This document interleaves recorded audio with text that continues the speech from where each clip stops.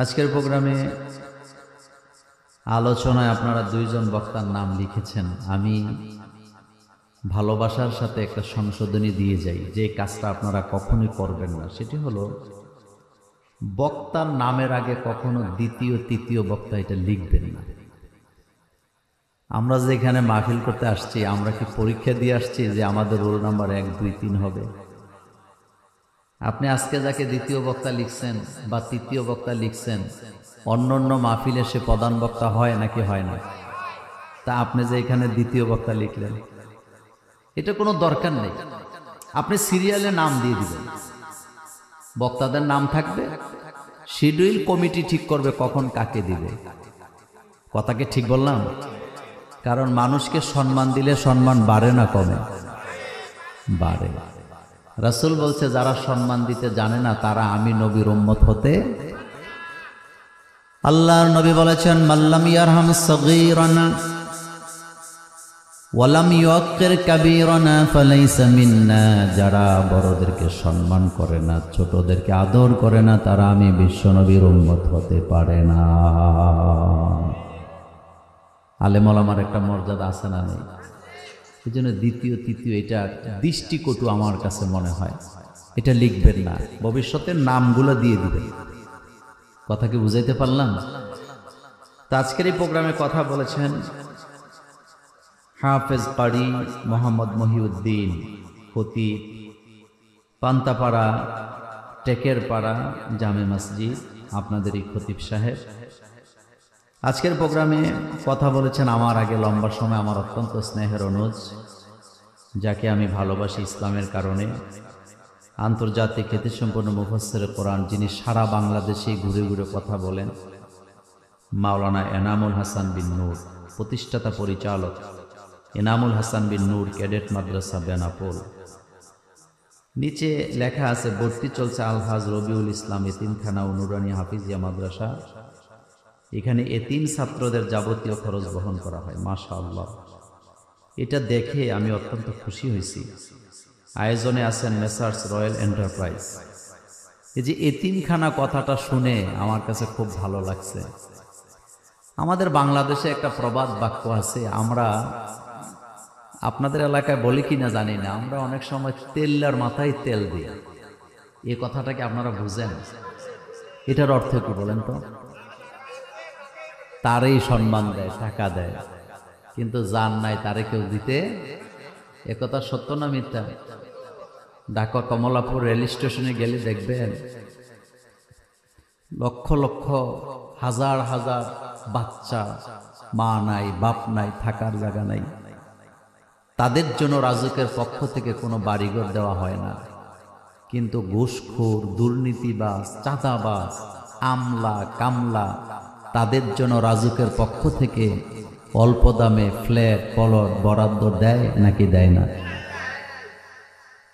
তাহলে বোঝা গেল তেল্লার মাথায় কি দিছে। আমি মোল্লা নাজিম আপনাদের এখানে মাহফিল করতে আসছি অনেক দূর থেকে। প্রফেসর জাহাঙ্গীর আলম স্যার আমাকে বারবার টেলিফোন করে করে বিরক্তি করে এই মাহফিলের জন্য রাজি করাইছে। আমি আপনাদের এখানে আসলাম। আসার পরে আমার জন্য অনেক খাবার দাবার আয়োজন আপনারা করলেন, কিন্তু বিশ্বাস করেন, আমি মোল্লা নাজিমকে যদি আপনি জীবনে এক বেলা না খাওয়ান, আপনাকে জাহান্নামে যাওয়া লাগবে। কথা কোরআন হাদিসের কোথাও নাই। আমির হামজাকে দাওয়াত দিচ্ছেন, আমির হামজাকে না খাওয়াইলে জাহান্নামে যাবেন, এমন কথা কোরআন হাদিসের কোথাও নাই। এলাকার নেতা চেয়ারম্যান মেম্বারদেরকে দাওয়াত দিয়ে না খাওয়াইলে জাহান্নামে যাওয়া লাগবে, কথা কোরআনের কোথাও নাই। কিন্তু এই লোকগুলার জন্য খাবারের দাওয়াতের কোনো অভাব নাই, অথচ মিসকিনদেরকে না খাওয়াইলে জাহান্নামে যাওয়াই লাগবে, এই কথা কোরআনে আছে না? না।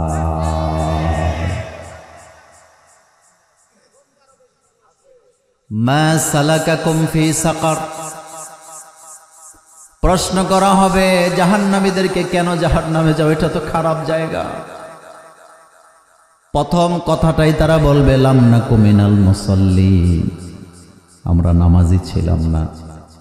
2 নম্বর কথাটা বলবে, অলাম নাকু নুতইমুল মিসকিন, আমরা মিসকিনদেরকে খেতে দিতাম না। ও বেনাপোলের ভাইয়েরা, কথায় কষ্ট পাইয়েন না, কথাটা মনোযোগ দিয়ে রাখেন। কোটিপতি চেয়ারম্যান মেম্বারের জন্য বাংলাদেশে খাবারের কোনো অভাব নাই, কিন্তু মিসকিনদেরকে খাবার দিতে চায় না। আত্মীয় স্বজনকে নিয়ে দামি দামি খাবার খেতে বসেছে, এই সময় যদি কোনো মিসকিন এসে বলে আমাকে খাবার দেন, রাগ করে বলে আর কি সময় পাইলি না, এমন সময় কেন আসলি, ধমকি দিয়া তাড়ায়া দেয়, এমন মুসলমানও আছে না?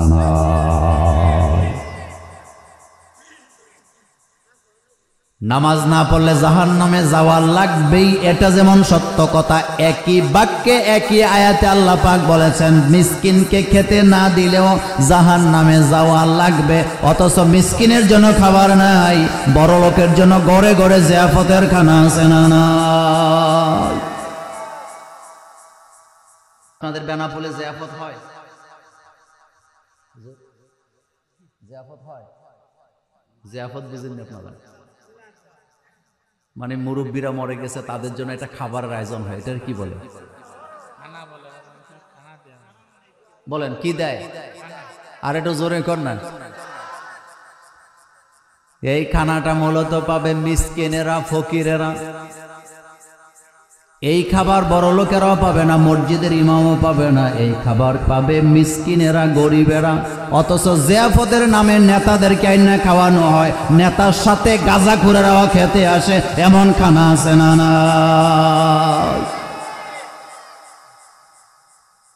দাদা দে মরে গেছে, বাবা মা মরে গেছে, কোটি কোটি টাকার মালিক, এলাকায় খানা দিছে, 10টা গরু জবে করছে। কয়টা জোরে বলেন? 10টা গরু জবে করছে। রান্না বান্না চলতেছে, রাতের বেলা বেনাপোল থেকে, যশোর থেকে বাবুর্চি নিয়ে আসছে। জিয়াফতের খানা, পবিত্র খানা দোয়ার জন্য আয়োজন করতেছে, কিন্তু যাদেরকে দিয়ে রান্না করাইতেছে সেই বাবুর্চি রান্না করতেছে এক হাতে মশলা, আরেক হাতে বিড়ি। কথা কর না কেন? এক হাতে কি? এমন পাপসি আমাদের বাংলাদেশে আছে না? রান্না বান্না চলতেছে খুব। সকালবেলা দাওয়াতের খাবার শুরু হয়েছে হুজুরদেরকে দিয়া। মোল্লা নাজিম আসছে, আপনাদের খতিব সাহেব আইছে, শায়েক আসছে, সবাই আসছে, খাইতে বসছে, খাইয়া দেয়া দোয়া করে চলে গেছে। এবার এলাকার চেয়ারম্যান মেম্বার, বড় লোকেরা লাইনে লাইনে আইসা টেবিলে খায়, অথচ যাদের জন্য খাবারের আয়োজন গরিব মিসকিনের কোনো খবর নাই। তাদেরকে খাওয়াইলো, তাদেরকে মাটিতে বসায় বসায় খাওয়ায়, এমন অমানবিক দৃশ্য বাংলাদেশে আছে না?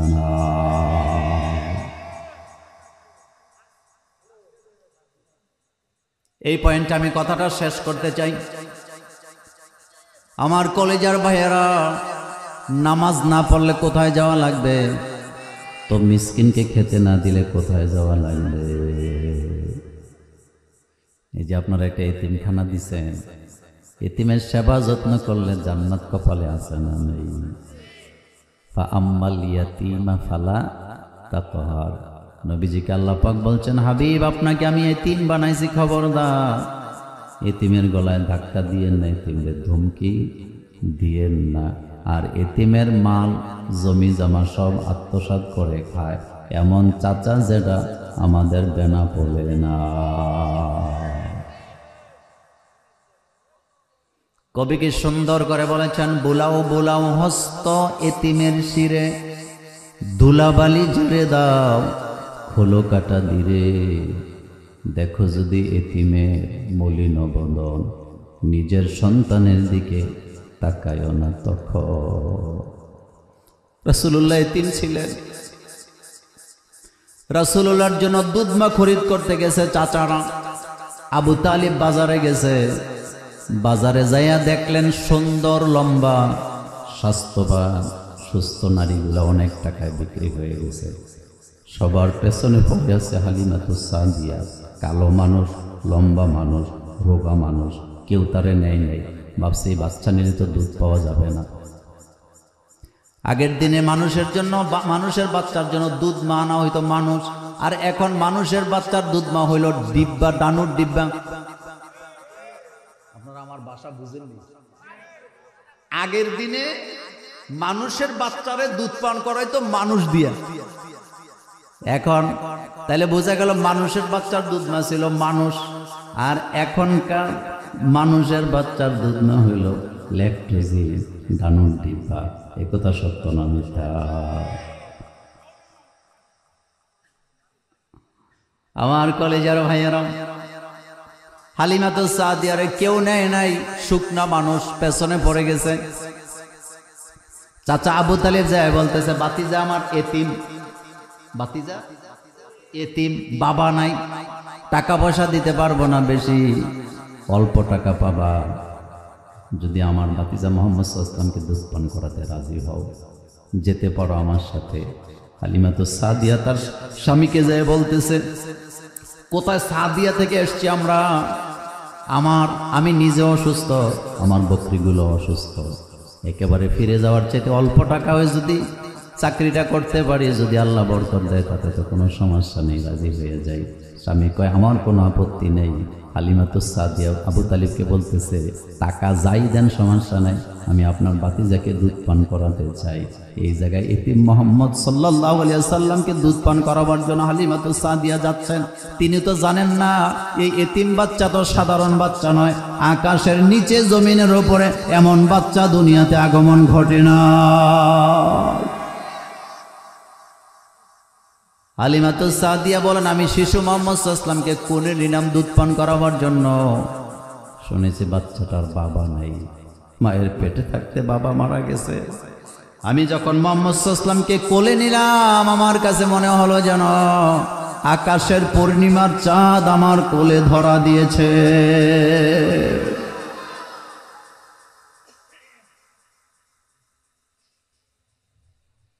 যাদের টাকা পয়সা বেশি, তাদের বাচ্চাদেরকে আদর করার, কোলে নেওয়ার মানুষের অভাব নেই, কিন্তু এতিম বাচ্চার দিকে তাকাবার লোক খুঁজে পাওয়া যায় না। অথচ আল্লাহ পাক বলেছেন হাদিসে কুদসি, যারা এতিমকে আশ্রয় দেয়, আমি আল্লাহ রব্বুল আমিন তাদেরকে আরশে আজিমের ছায়ার নিচে আশ্রয় দেব। এই যে মাদ্রাসাটা আপনারা করছেন, আমি দোয়া করি আল্লাহ যেন এই মাদ্রাসাকে কবুল করেন।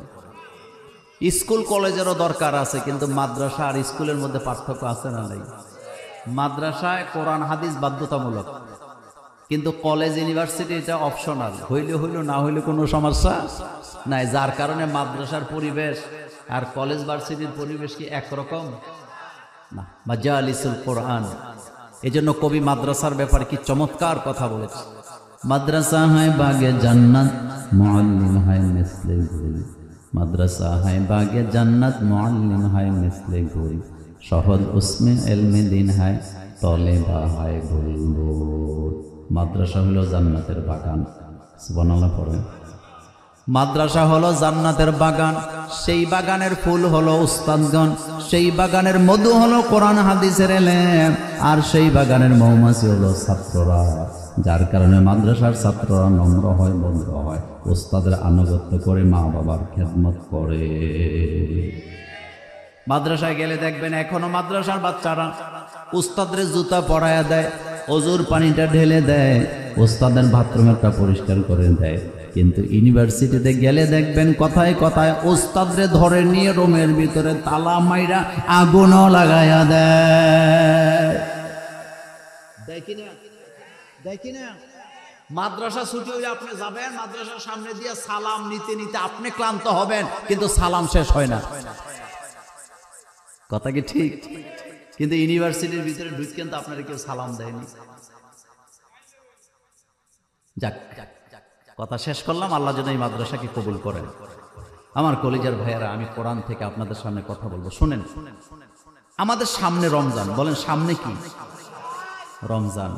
সুতরাং আমি রমজানের আয়াত নিয়ে আপনাদের সামনে আজকের বিষয়বস্তু থেকে কথা বলতে চাই। লা ইলমা লানা ইল্লা মা আল্লামতানা। আমাদের কাছে কোনো জ্ঞানই নেই, আমরা জ্ঞান পাই কার কাছ থেকে? আল্লাহ পাক যেন আমাদেরকে জ্ঞান দান করেন, আমরা বলি আমিন। রব্বি জিদনি ইলমা, রব্বি ইশরাহলি সাদরি ওয়া ইয়াসসিরলি আমরি ওয়াহলুল উকদাতাম মিন লিসানি ইয়াফকাহু কাওলি।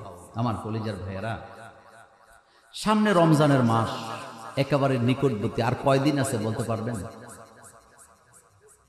হ্যাঁ 4 দিন। আচ্ছা আসেন, আমি রমজান কেন্দ্রিক আলোচনা করব, তবে গতানুগতিক নয়, আমি ভিন্ন কিছু বিষয় আপনাদের দৃষ্টি আকর্ষণ করব ইনশাআল্লাহ। প্রথম কথা হলো, কোরআন এমন একটি কিতাব, এই কিতাবকে আল্লাহ রাব্বুল আলামিন পাহাড়ের উপরেও নাজেল করে নাই, নাজেল করছে মুহাম্মদ সাল্লাল্লাহু আলাইহি ওয়াসাল্লামের উপর। কারণ পাহাড় যত মজবুত হোক, কোরআনের ওজন সহ্য করার ক্ষমতা পাহাড়ের নাই। আল্লাহ রাব্বুল আলামিন বলছেন, লাউ আনজালনা হাযাল কুরআন আলা জাবালিন লারাআইতাহু খাশিআম মুতাসাদ্দিআম মিন খাশিয়াতিল্লাহ। এই কোরআনটা যদি আমি পাহাড়ের উপরে নাযিল করে দিতাম, তোমরা দেখতে পেতে আমি আল্লাহর ভয়েতে পাহাড়টা চূর্ণ বিচূর্ণ হয়ে যেত। মানবতার কল্যাণে, হেদায়েতের জন্য এই কোরআনটা আমাদের জন্য নাযিল করেছেন কে? আপনাদের এলাকায় হিন্দু আছে না নাই? আপনি যদি একটা হিন্দুর দোকানে চুল কাটতে যান, দোকানে ঢোকার পরে হিন্দু লোকটা আপনাকে পাবলিসিটি করা লাগবে না যে আমি হিন্দু, আমার দোকানে আসেন চুল কাটেন, বলা লাগে না। বরং তার দোকানে ঢুকলে দোকানের ডেকোরেশনটা দেখলেই বোঝা যায় এই দোকানটা হিন্দুদের দোকান। কারণ হিন্দুদের দোকানের ভিতরে হিন্দুদের বিভিন্ন মন্দিরের মূর্তির ছবি আছে না নাই?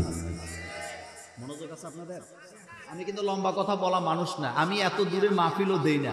এই যে আমাদের প্রফেসর জাহাঙ্গীর আলমের কথা বললাম না, এই লোকটা আমাকে বাধ্য করছে যে আপনি এখানে একটা প্রোগ্রাম দেন। কথাটা একটু শুনুন। একটা হিন্দুর দোকানে ঢুকলেন, কার দোকানে? আপনারা একেবারে অন্তর থেকে বলেন তো, প্রত্যেক হিন্দুর দোকানে মূর্তির ছবি আছে না নাই? কেন লটকাইছে? কারণ সে জানান দিছে আমি কিন্তু হিন্দু। সেম কন্ডিশন আমাদের বাংলাদেশে অনেক বেশি খ্রিস্টান নাই, কিন্তু আপনি যদি খ্রিস্টানের দোকানে ঢুকেন বা ঘরে ঢুকেন, সে আপনাকে পাবলিসিটি করা লাগবে না আমি খ্রিস্টান, বরং তার ঘরের ভিতরে দোকানের ভিতরে ক্রসের ছবি আছে না না?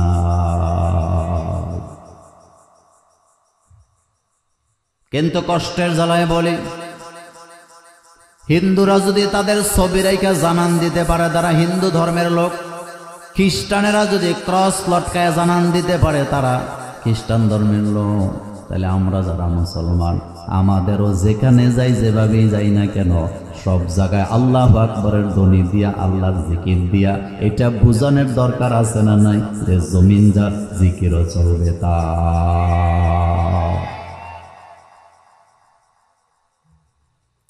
নেপালের নাম শুনছেন? নেপাল সফরে গেলাম, কেবল কারে উঠলাম 24 অর্থাৎ 2400 মিটার উঁচু পাহাড়। সেই পাহাড়ের উপরে একটা মন্দির আছে, মন্দিরের পাশে আরেকটা পাহাড় আছে। হাজার হাজার পর্যটক সেখানে যায়। তাকায় দেখলাম জোহরের নামাজের সময় হয়ে গেছে, নামাজ পড়ার কোনো ব্যবস্থা সেখানে নাই। আমাদের পুরা টিমটা সিদ্ধান্ত নিলাম এই উঁচু জমিনটা তো আল্লাহর, পাহাড়টা তো আল্লাহ বানাইছে, তো তারা যদি এখানে মন্দির বানায় তাদের দেবতাকে ডাকতে পারে, তো এই সমস্ত কিছুর স্রষ্টা যিনি, সে আল্লাহকেও এই জায়গায় আজান দিয়া ডাকার আর সেজদা দেওয়ার দরকার আছে না না? ঘোষণা দিলাম এখানে আজান দেওয়া হবে। আরেকজন এসে বলতেছে, মোল্লা ভাই এই জায়গায় যদি আজান দেন, জীবনে তো এখানে কেউ আজান দেয় নাই, পাশেই তো মন্দির, আজান দিয়া কোন বিপদ পড়ে? আমি বললাম আল্লাহর আজান এই জায়গায় জীবনে হয়েছে, আমার বিশ্বাস হয় না, এই জন্যই আজান দিয়া কিয়ামতের ময়দানে আল্লাহর আদালতে যখন দাঁড়াবো তখন বলবো, আল্লাহ এই উঁচু জমিনে দাঁড়ায়া তোমার কথা মনে করেছিলাম, ওই জায়গায় তোমার নামের ধ্বনিটাই হওয়া উচিত ছিল, এই জন্য দুনিয়ার কাউকে ভয় করি নাই, তোমার নামের জিকির আর আজান দিয়া এটা সাক্ষী করে আসলাম, এই উসিলায় তুমি আমাকে মাফ করে দাও। আমাদের মধ্য থেকে একজন আজান দেওয়া শুরু করলো, চতুর্দিক থেকে লোকেরা ভিডিও করতেছে। বুঝেননি কথা? কি করতেছে? আমরা নামাজে দাঁড়াইছি, জামাতের সাথে নামাজ, সবাই দেখতেছে। নামার আগে একজন লোক বলতেছে, আপনাদেরকে এই জীবনে দেখলাম এই জায়গায় 30 বছর যাবত চাকরি করি, কিন্তু উপরওয়ালারে সাজদা দিতে এখানে কাউকে দেখি নাই। যারা আসে সবাই সেলফি তোলে, রং রং করে। কিন্তু আপনাদেরকেই দেখলাম এই জায়গায় আজান দিয়া নামাজ পড়লে হাসি মুখে জানান দিলাম। বাংলাদেশে একটা কথা আছে, ডেকি স্বর্গে গেলেও জানায় দিলাম আমাদের কাজই হলো আমরা আল্লাহর গোলাম, যেখানেই যাব সেখানে আল্লাহর জিকির আছে না। তো একজন হিন্দু লোক যদি তার দোকানের মধ্যে জানান দিতে পারে যে এই দোকানটা হিন্দু মালিকের, একজন খ্রিস্টান যদি ক্রস লাগায় জানান দিতে পারে আমি খ্রিস্টান ধর্মের লোক, তাহলে আমরা যারা মুসলমান আমাদের আচার আচরণ, জিকিরে আচারে, লেনদেনে এটাও প্রমাণ করতে হবে আমরা আল্লাহ পাকের গোলাম, আমরা মুহাম্মদ সাল্লাল্লাহু আলাইহি ওয়াসাল্লামের উম্মত।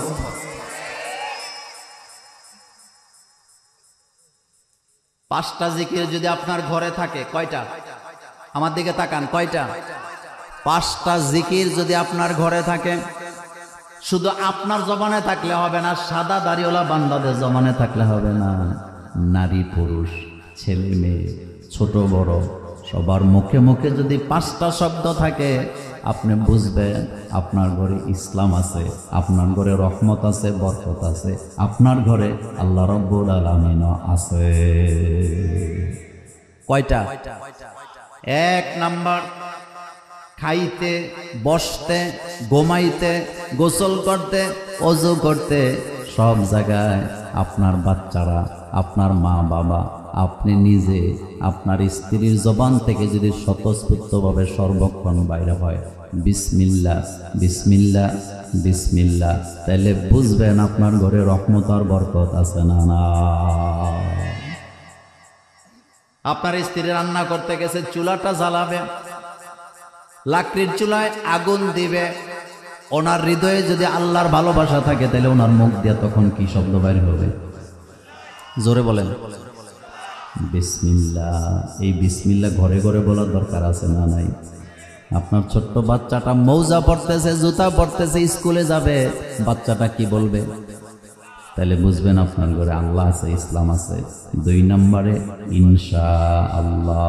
আল্লাহর নবী বলেন, আল্লাহর কোনো বান্দা যখন কোনো কাজের পরিকল্পনা করার সময় বলে ইনশাআল্লাহ আমি এটা করব, সেই কাজের সফলতা আল্লাহ নিজের হাতে উঠায় নেয়। কি বলবে? আপনার বাচ্চাটা স্কুলে যায়, কিন্ডারগার্টেনেই যায়, মাদ্রাসায় যায়, আপনি জিজ্ঞেস করতেছেন বাবা কোথায় যাও? বাচ্চাটা যদি হাসি মুখে বলে ইনশাআল্লাহ আমি স্কুলে যাব, ইনশাআল্লাহ আমি মাদ্রাসায় যাব, ইনশাআল্লাহ আমি নানা বাড়ি যাব, তাহলে বুঝবেন এই বাচ্চার কলিজার ভিতরে আল্লাহ আছে না। আল্লাহু আকবার বলেন। আপনি ব্যাগ নিয়ে বাজারে রওনা দিয়েছেন, পথের মধ্যে লোকেরা জিজ্ঞেস করতেছে কোথায় যান, আপনার জবান থেকে যদি আসে ইনশাআল্লাহ আমি বাজারে যাব, তাহলে বুঝবেন আপনার হৃদয়ের ভিতরে আল্লাহ আছে না নাই। আপনার স্ত্রী রান্না করতে রওনা দিছে, আপনি জিজ্ঞেস করতেছেন কোথায় যাও, আপনার স্ত্রী যদি বলে ইনশাআল্লাহ রান্না করতে যাই, তাহলে বুঝবেন আপনার ঘরে ইসলাম আছে। আমার কলেজের ভাইয়েরা, বাজারে যাবেন ইনশাআল্লাহ না বললে আল্লাহর কোনো ক্ষতি নাই, কিন্তু ইনশাআল্লাহ না বললে আপনি যে বাজারে যেতে পারবেন তার কোনো গ্যারান্টিও নাই। যাওয়ার আগে রাস্তায় অ্যাক্সিডেন্ট করে মরে যাওয়ার সম্ভাবনা আছে না? না, কয়টা গেছে? তিন নম্বরে মাশাআল্লাহ। আপনি কোন না কেন বলেন মাশা, বলেন মুরব্বীরা বলেন মাশা। আমার মুরব্বী একটা ভালো কাজ করলো, কি বলবেন? বাচ্চাটা ভালো রেজাল্ট করলো, কি বলবেন? আপনার স্ত্রী ভালো তরকারি রান্না করছে, আপনি কি বলবেন?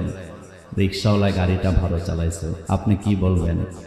মাশাআল্লাহ বলবেন। এই মাশাআল্লাহ বলার দ্বারা ওই লোকটা কাজে আরো বেশি উৎসাহ পাবে, আপনার প্রতি রহম করবেন কে? কি বলবেন? মাশা। চার নাম্বার, আশ্চর্যজনক কোন শব্দ যদি শুনেন, আপনার ঘরের সবার মুখ থেকে যদি বের হতে থাকে সুবহানাল্লাহ সুবহানাল্লাহ, তাহলে বুঝবেন আপনার ঘরে কি আছে? আল্লাহ আছে, ইসলাম আছে। আর পাঁচ নাম্বার, আপনাকে যখন কেউ জিজ্ঞেস করে কেমন আছেন, আপনি যে অবস্থায় থাকেন আপনি কি বলবেন? তাহলে বুঝবেন আপনার ঘরে ইসলাম আছে না না। শব্দ কয়টা? মা বোনেরা সহ সবাই মুখস্থ করেন শব্দ কয়টা? বিসমিল্লাহ, ইনশাআল্লাহ, মাশাআল্লাহ, সুবহানাল্লাহ, আলহামদুলিল্লাহ। আমার বেনাপোলের বাইরে এবার বলেন তো, এই সব 5টা শব্দের ভিতরে আল্লাহর নাম আছে না নাই? এবার বলেন এই শব্দগুলো কোরআনে আছে না নাই? কোরআনের প্রতি অক্ষরে কয় নেকি? 10 নেকি। এই শব্দগুলো কোরআনে আছে, প্রত্যেক অক্ষরে 10 নেকি। কোরআনে থাকার কারণে শব্দগুলো আপনি যখনই উচ্চারণ করবেন প্রত্যেক অক্ষরে অক্ষরে সবার আমল নামায় 10 করে নেকি আছে না না? কিন্তু যাদের হৃদয় ইসলাম নাই তাদের কাছে এই শব্দগুলো ভালো লাগার কোনো সম্ভাবনা নেই। বাংলাদেশে একজন বিতর্কিত লেখিকা ছিল, নাম ছিল তসলিমা নাসরিন। নাম শুনছেন? কিছুদিন আগে সে আলহামদুলিল্লাহর বিরুদ্ধে একটা লেখা লিখছে, পুরা আর্টিকেল লিখছে। সে বলছে 70 দশকের পর থেকে বাংলাদেশের লোকেরা আলহামদুলিল্লাহ বলা শুরু করছে। যেদিন থেকে বাঙালিরা আলহামদুলিল্লাহ বলা শিখছে সেদিন থেকে বাংলাদেশে পচন ধরছে। কি ধরছে? আচ্ছা আপনারা বলেন তো, এই আলহামদুলিল্লাহ শব্দের মধ্যে কি দুর্গন্ধ আছে? এটার মধ্যে কি সাম্প্রদায়িক উস্কানিমূলক কোনো বক্তব্য আছে? এটার মধ্যে কি মারামারি কথা আছে, গালাগালি কথা আছে? বরং এটার মধ্যে সন্তুষ্টির কথা আছে না নাই? তো তার কাছে পচা পচা লাগে, কারণ সে নিজে পচে গেছে, এই জন্য আল্লাহর নামটা তার কাছে ভালো। কিন্তু বাতিল শক্তি ইসলামের বিরুদ্ধে যত লিখবে, যত বলবে, আমরা ইসলামের প্রচার আর আমল তত বাড়াইতে রাজি আছি না নাই? আরো জোরে বলেন আছি না নাই? তাহলে এখন থেকে আমাদের ঘরে পরিবারে কয়টা শব্দ জোরে জোরে চলবে বলেন? এই জিকিরগুলা কার? 1 নাম্বার বলেন, বলেন 1 number, 2 number, 3 number, 4 number, 5 number আলহামদুলিল্লাহ। তামলাউল মিজান বানা হয়েছে। যেই ব্যক্তি শব্দগুলো বলবে আমল নামাটা ভর্তি করে নেক দিবেন কে? আল্লাহ যেন আমাদেরকে কবুল করেন, আমরা বলি আমিন। এই পয়েন্টে কথা শেষ। এখন আসেন আমরা কোরআনুল কারীমের সূরা থেকে, সূরা বাকারা থেকে কথা শুনবো ইনশাআল্লাহ।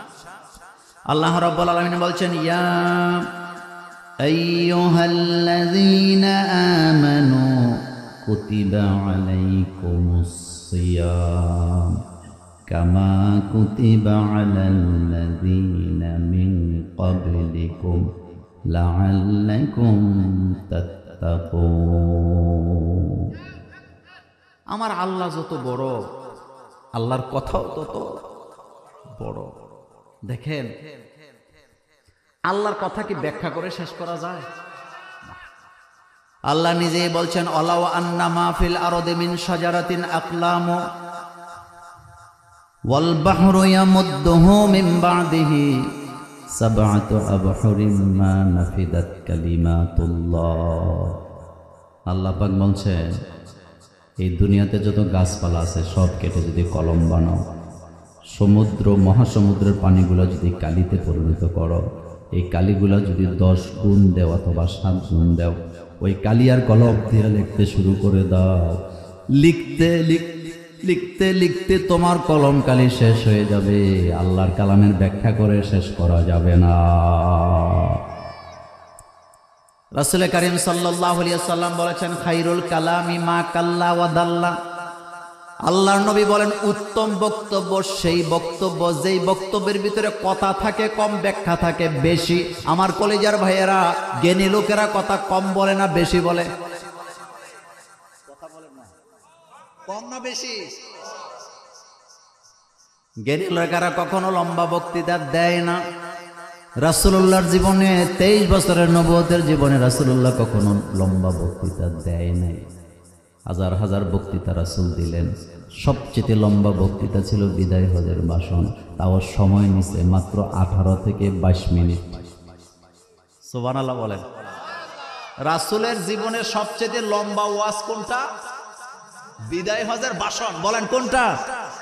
যেটা খুতবা বলেন, বিদায় হজের খুতবা বলেন, ভাষণ বলেন, কিন্তু সময় ছিল কয় মিনিট? 18 থেকে।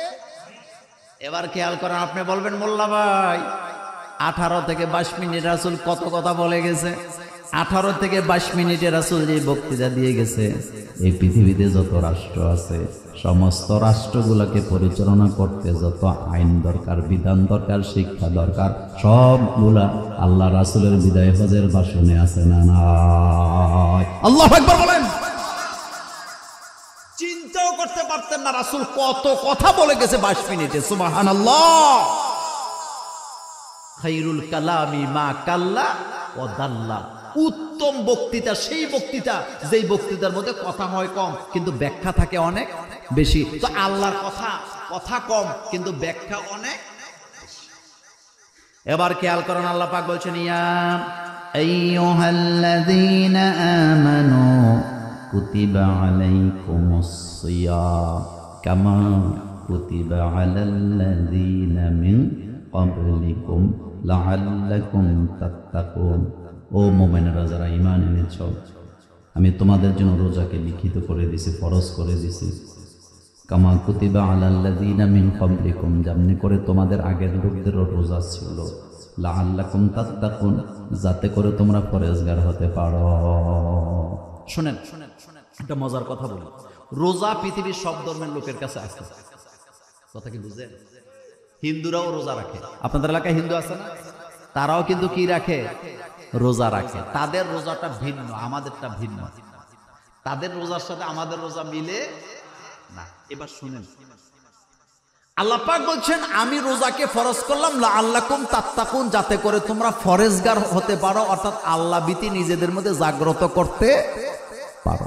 এই আল্লাহ ভীতিটা কি? খুবই মনোযোগ দিয়ে শুনবেন। আল্লাহ ভীতিটা কি? আল্লাহ ভীতিটা হলো, আপনাদের এখানে একটা মসজিদ আছে না? অনেক সুন্দর না মসজিদটা? মসজিদের মধ্যে আপনারা 100 জন লোক ইফতার করতে বসছেন। কয়শো লোক? আপনাদের ইমাম সাহেব আছে, মুরব্বীরা আছে, সবাই আছে। এমন সময় আমি গাড়ি চালায়া আপনাদের এই মসজিদের সামনে আসলাম। রমজানের মাস, আমার অবস্থা খুবই খারাপ, ক্ষুধায় আমি কাঁপতেছি, ক্ষুধায় আমি মরে মরে যাই অবস্থা।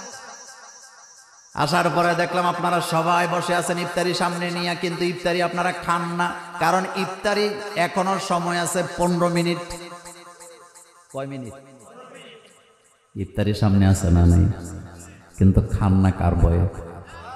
আল্লাহর ভয়ে খান না। আমি মোল্লা নাজম মসজিদে ঢুইকা আপনাদেরকে সালাম দিয়া বললাম, আসসালামু আলাইকুম, আমি আপনাদের মোল্লা ভাই, কুমিল্লা থেকে আইছি, বেনাপোল যাব। ক্ষুধার যন্ত্রণায় বাঁচি না, অন্য কোথাও যাই না। যেহেতু আপনাদের প্রধান বক্তা আমি, এজন্য আপনাদের মসজিদে আইছি। এখনো তো সূর্য ডুবে নাই, 15 মিনিট বাকি আছে। কিন্তু আমি তো বাঁচবো না, আমার মরা অবস্থা। আমার সৌজন্যে, আমার অর্ডার, আমি মাসালা দিলাম, আমার সাথে আমার জান বাঁচাবার জন্য আপনারা আমার সাথে ইফতারিটা করেন 15 মিনিট আগে। কোনো সমস্যা নাই, আপনারা রাজি হইবেন? রাজি হবেন? আপনারা বলবেন, মোল্লা ভাই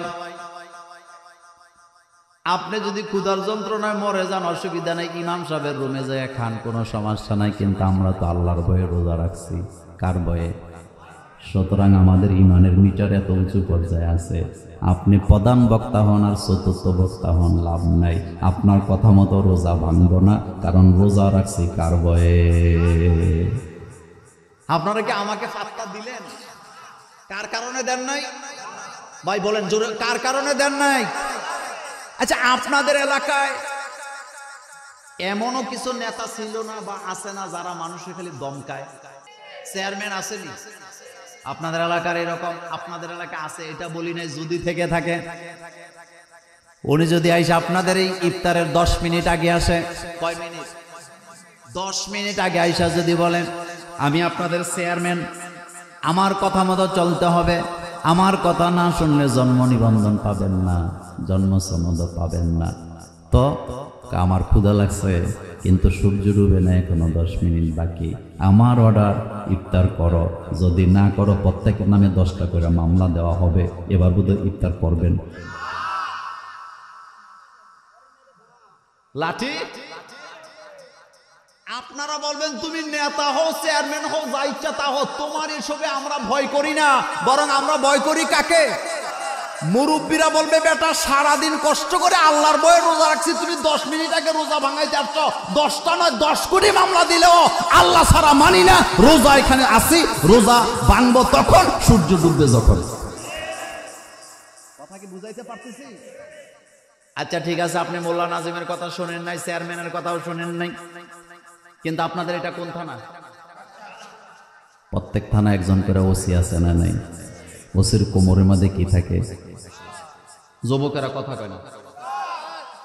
আপনাদের ওসি সাহেব যদি এবার পিস্তল হাতে নিয়ে লুট করে আইয়া ইমাম সাহেবের মাথার মধ্যে বন্দুকটা ধরে বলে এখনো 5 মিনিট বাকি আছে সূর্য ডোবার, কিন্তু সব জায়গায় তো আল্লাহর হুকুম মানা যায় না। শুনেন, সব জায়গায় আল্লাহর হুকুম মানা যায় না, আজকেও মানার দরকার নেই। সুতরাং আমি অর্ডার করছি ইফতারি করেন 5 মিনিট আগে, যদি না করেন সবার মাথার মধ্যে একটা করে গুলি মেরে দেন, এবার বোধহয় ইফতারি করবেন। রোজা আপনার ইমানকে এত মজবুত জায়গায় নিয়ে গেছে আমার ভাইয়েরা, ওসি সাহেব নয়, সেনাবাহিনী যদি ট্যাঙ্কার কামানের গোলা নিয়ে আসে, রোজাদারের রোজা ভাঙাবার ক্ষমতা নাই, কারণ তারা রোজা রাখছে কার ভয়েতে। এখন আপনার কাছে আমি জানতে চাই, রোজা রাখলাম আল্লাহর হুকুম মাইনা, এখানে ওসি সাহেবের বন্দুক যদি আমার রোজা ভাঙাইতে না পারে, আল্লাহর হুকুম থেকে আমাদের সরাইয়া দিতে না পারে, রমজানের বাইরেও যদি আল্লাহর হুকুম মানার ব্যাপারে নিজেদের ইমানটাকে এতটা মজবুত করতে পারতাম, এতদিনে বাংলাদেশে কোরআনের রাজ কায়েম হয়ে যেত।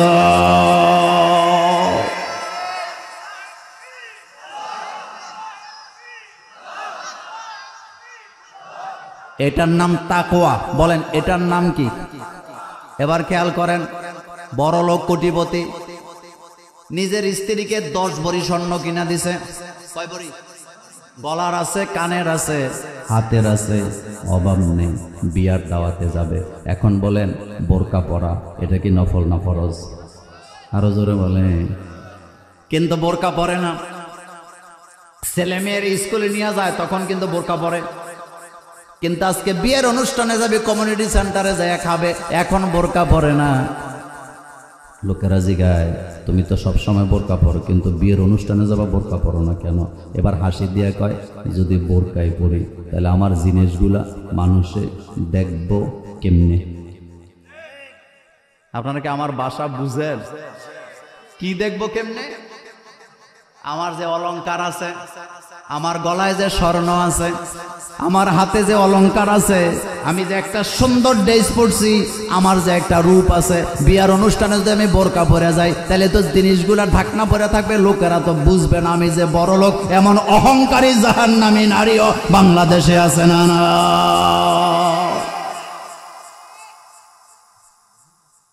তাহলে বোঝা গেল তাকওয়া নাই। এবার আসেন আমি একটা মজার কথা কই, আমাদের বাংলাদেশে কিছু কিছু মা বোন আছে ফরজ রোজা রাখে, কিন্তু রাখতে যাইয়া পিরিয়ডের কারণে 3টা 5টা 7টা রোজা ভাঙা লাগে। এই রোজাগুলা না রাখা নফল রোজা নিয়ে টানাটানি করে এমন মা বোন আছে না? না, আজকে বাড়িতে যায় বলবে মোল্লা হুজুর বলে গেছে ফরজ রোজা যেটা ছুটে গেছে ওইটা মাপ নাই, ওটা কি করতে হবে? হয় কাজা করতে হবে, কাজা করার তৌফিক না থাকলে কাফারা দিতে হবে। অর্ডারটা কার? এখন কোরআনের দিকে তাকান, আল্লাহ পাক বলছেন ইয়া আইয়ুহাল্লাযীনা আমানু, ও মুমিনরা যারা ঈমান এনেছো, কুতিবা আলাইকুমুস সিয়াম, আমি তোমাদের জন্য রোজাকে ফরজ করছি, কামা কুতিবা আলাল্লাযীনা মিন ক্বাবলিকুম লাআল্লাকুম তাত্তাকুন, যেমনি করে তোমাদের পূর্ববর্তী লোকদের জন্য আমি রোজাকে ফরজ করছি। এবার আল্লাহ পাক বলছে বান্দারে রোজার কথা শুনে ভয় পাইও না, ভয় পাওয়ার কোনো কারণ নাই। আইয়ামাম মা'দুদাত, অল্প কয়েকদিনের জন্য রোজা আমি দিছি। সুবহানাল্লাহ পড়েন। আইয়ামাম মা'দুদাত, অল্প কয়েকদিন আসবে, চোখের পলকে চলে যাবে, তুমি টেরও পাবা না। কার কথা? আইয়ামাম মা'দুদাত। আল্লাহ বলতেছে বান্দারে এটা অল্প কয়েকদিন। সুবহানাল্লাহ পড়েন। আইয়ামাম মা'দুদাত, আল্লাহ 1 মাসও বলে নাই, 30টা রোজাও বলে নাই, আল্লাহ বলছে অল্প কয়েকদিন।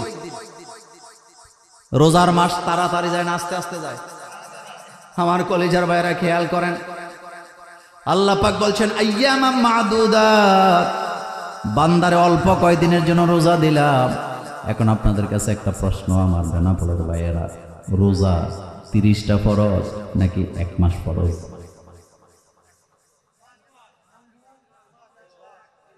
রোজা কি 30টা ফরজ না 1 মাস ফরজ?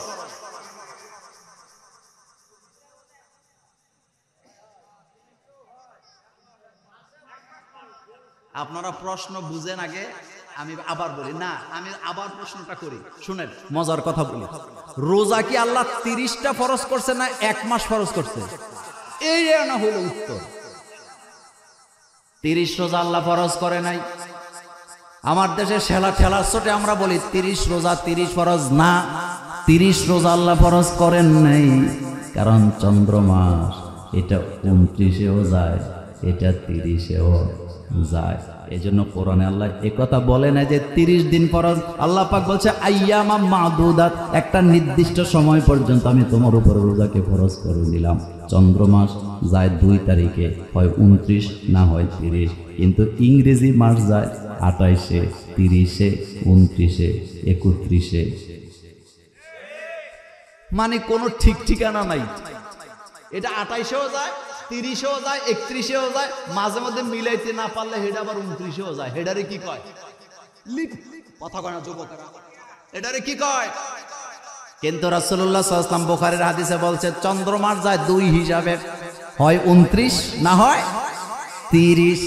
আমার কলেজার ভাইয়েরা, চাঁদ আমাদের মাথার উপরে আছে না নাই? রাসূলুল্লাহর প্রশ্ন করা হয়েছে, ইয়াসআলুনাকা আনিল আহিল্লাহ, নবী গো, বুদ্ধিজীবীরা আপনাকে প্রশ্ন করে, নবী তুমি বলো তো, নবী যদি হইয়া থাকো চাঁদ বাড়ে কেন, কমে কেন? নবী গো, কুল হিয়া মাওয়াকিতু লিন্নাস, তুমি জবাব দিয়ে দাও, আমি মানুষের জন্য চাঁদকে চিরস্থায়ী ক্যালেন্ডার হিসাবে আকাশের মধ্যে ঝুলাইয়া রাখছি, যাতে করে তারা দিন মাস সময়কে গণনা করতে পারে। আল্লাহু আকবার। বিজ্ঞানীরা বলেছেন এই পৃথিবীর সমুদ্রে নদীতে যে জোয়ার বাটা হয় এটা চাঁদের কারণে হয়, কিন্তু আল্লাহ বলেন শুধু জোয়ার বাটার জন্য আমি চাঁদকে বানাই নাই, বরং চাঁদ আমি বানাইছি মানুষের ইবাদত করার জন্য। আর ইবাদতটা হবে আমার, সেই ইবাদতের গণনা করার জন্য, মাস দিন তারিখ সপ্তাহগুলা ঠিক রাখার জন্য চাঁদকে আমি আকাশের মধ্যে বান্দার জন্য চিরস্থায়ী ক্যালেন্ডার বানায় ঝুলিয়েছি। আচ্ছা, ক্যালেন্ডার কি পায়ের নিচে থাকে না মাথার উপরে থাকে? তো চাঁদটা কোন জায়গায় আছে? এখন আসেন, রাসূল বলছে চাঁদ দেখা রোজা রাখবা, চাঁদ দেখা রোজা ভাঙবা। কিন্তু আমার বাংলাদেশে ইদানিং কিছু ওটি পণ্ডিত বাইর হয়েছে, কয় সৌদি আরবের সাথে রোজা রাখলে সমস্যাটা কি? এমন লোক আপনাদের এলাকা আছে?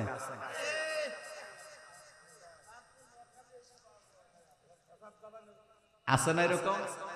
আচ্ছা, আমি আপনাদেরকে একটু বলি, শুনেন। সৌদি আরবের সাথে যারা রোজা রাখতে চায় তাদের সাথে দ্বন্দ্ব জড়াবার আমার ইচ্ছা নাই, কারণ ফাও জায়গায় সময় দিয়ে কোনো লাভ নাই। কিন্তু আপনাদের সাথে আমি একটা ডিসকাস করি। আচ্ছা বলেন তো, বাংলাদেশে যে আমরা বাস করি, বাংলাদেশে কি আমাদের টাইম সব সময় একরকম? যেমন ফজরের নামাজ আমরা শীতকালে পড়ি 6টায়, কয়টায়? কিন্তু গরমকালে পড়ি 4:30টায়। মুরব্বীরা কথা কর না কেন? কয়টায়? সেম কন্ডিশনে মাগরিবের নামাজ শীতকালে পড়ি আমরা 5টায়, কিন্তু গরমকালে পড়ি 6:55-তেও আজান হয়। অথচ শীতকালে 6:55-তে এশার আজান হয়ে যায় কিনা? যায়। এবার শোনেন, আল্লাহ রাব্বুল আলামিন আমাদেরকে যে 5 ওয়াক্ত নামাজ দিলেন, আল্লাহ কি বলছেন এরকম যে ফজর পড়বা 6টায়, যোহর পড়বা 12টায়, আসর পড়বা 4টায়, মাগরিব পড়বা 5টায়, এরকম বলছে? সুবহানাল্লাহ পড়েন। আল্লাহ পাক আলামত বলে দিচ্ছে, যখন সূর্য হেলে যায় যোহর পড়বা, সুবহানাল্লাহ পড়েন। তাহলে সূর্য যদি হেলে যায়, এটা 11:55-তে হেলে গেলে বোঝা যাবে নামাজের টাইম হয়ে গেছে। আবার এখন সূর্য হেলে যায় 12:12 তাহলে বোঝা গেল ওই সময় আর এই সময় একরকম হতে। এবার দেখেন আল্লাহ পাক বলছেন, সূর্য যখন ডুবে যাবে মাগরিবের নামাজ পড়বা, লাল থাকবে যতক্ষণ, মাগরিব পড়তে পারবা ততক্ষণ। কিন্তু পশ্চিম আকাশটা যখন অন্ধকারে ছেয়ে যাবে তখনই এশার নামাজের সময় আছে না নাই? আবার রাত্র অন্ধকারে ছেয়ে আছে, এখন আর ফজর পড়া যাবে না। ফজর পড়তে হইলে পূর্ব আকাশটা একটু হালকা পরিষ্কার, যেটাকে সুবে সাদেক বলেন, এটা হওয়া লাগবে। আল্লাহ টাইম দেয় নাই। আল্লাহ বলছে আলামত দেখে দেখে বুঝবা নামাজের টাইম হয়েছে কিনা। সেম কন্ডিশনে আমরা বাংলাদেশে রোজা রাখি, সৌদি আরবের লোকেরাও রোজা রাখে, কিন্তু তাদের সাথে তো আমাদের নামাজের টাইমে মিল নেই। তো রোজা মিলব কেমনি? আচ্ছা বলেন তো, আমরা যখন মাগরিবের নামাজ পড়ি, সৌদি আরবের লোকেরা যদি তখন আমাদের সাথে তাল মিলাইয়া মাগরিব পড়ে, নামাজ হবে তো? কারণ তাদের এখনো সূর্য ডুবতে কয় ঘন্টা বাকি। খেলাটা কার? তোমার মতো এই তো ছোট্ট মাথা নারিকেলের মালা দিয়া তুমি মাথা এটা এতটুকু, এটা দিয়ে আল্লাহর সৃষ্টি জগৎকে বোঝার যোগ্যতা আমাদের। আমরা যখন ইফতার করি, সৌদি আরবের লোকেরা যদি আমাদের সাথে তাল মিলাই ইফতার করে, যে ফেসবুকের যুগ, 1 সেকেন্ডে খবর পাওয়া যায়, হোয়াটসঅ্যাপের যুগ, মেসেঞ্জারের যুগ, তো বাংলাদেশের লোকেরা যখন ইফতার করে তাদের সাথে আমরাও ইফতার করব, তাদের রোজা হওয়ার কোনো সম্ভাবনা আছে? তাহলে আমি কি কথা বুঝাইতে পারছি? রাসূল বলছে চাঁদ দেখে রোজা, চাঁদ দেখে ঈদ। বলেন, চাঁদ দেখে রোজা, চাঁদ দেখে ঈদ। আমার কলেজের বেড়ায় সেই কথাটা আল্লাহ পাক বলছেন আইয়ামাম মাদুদাত, অল্প কয়েকদিনের জন্য রোজাকে দিলাম।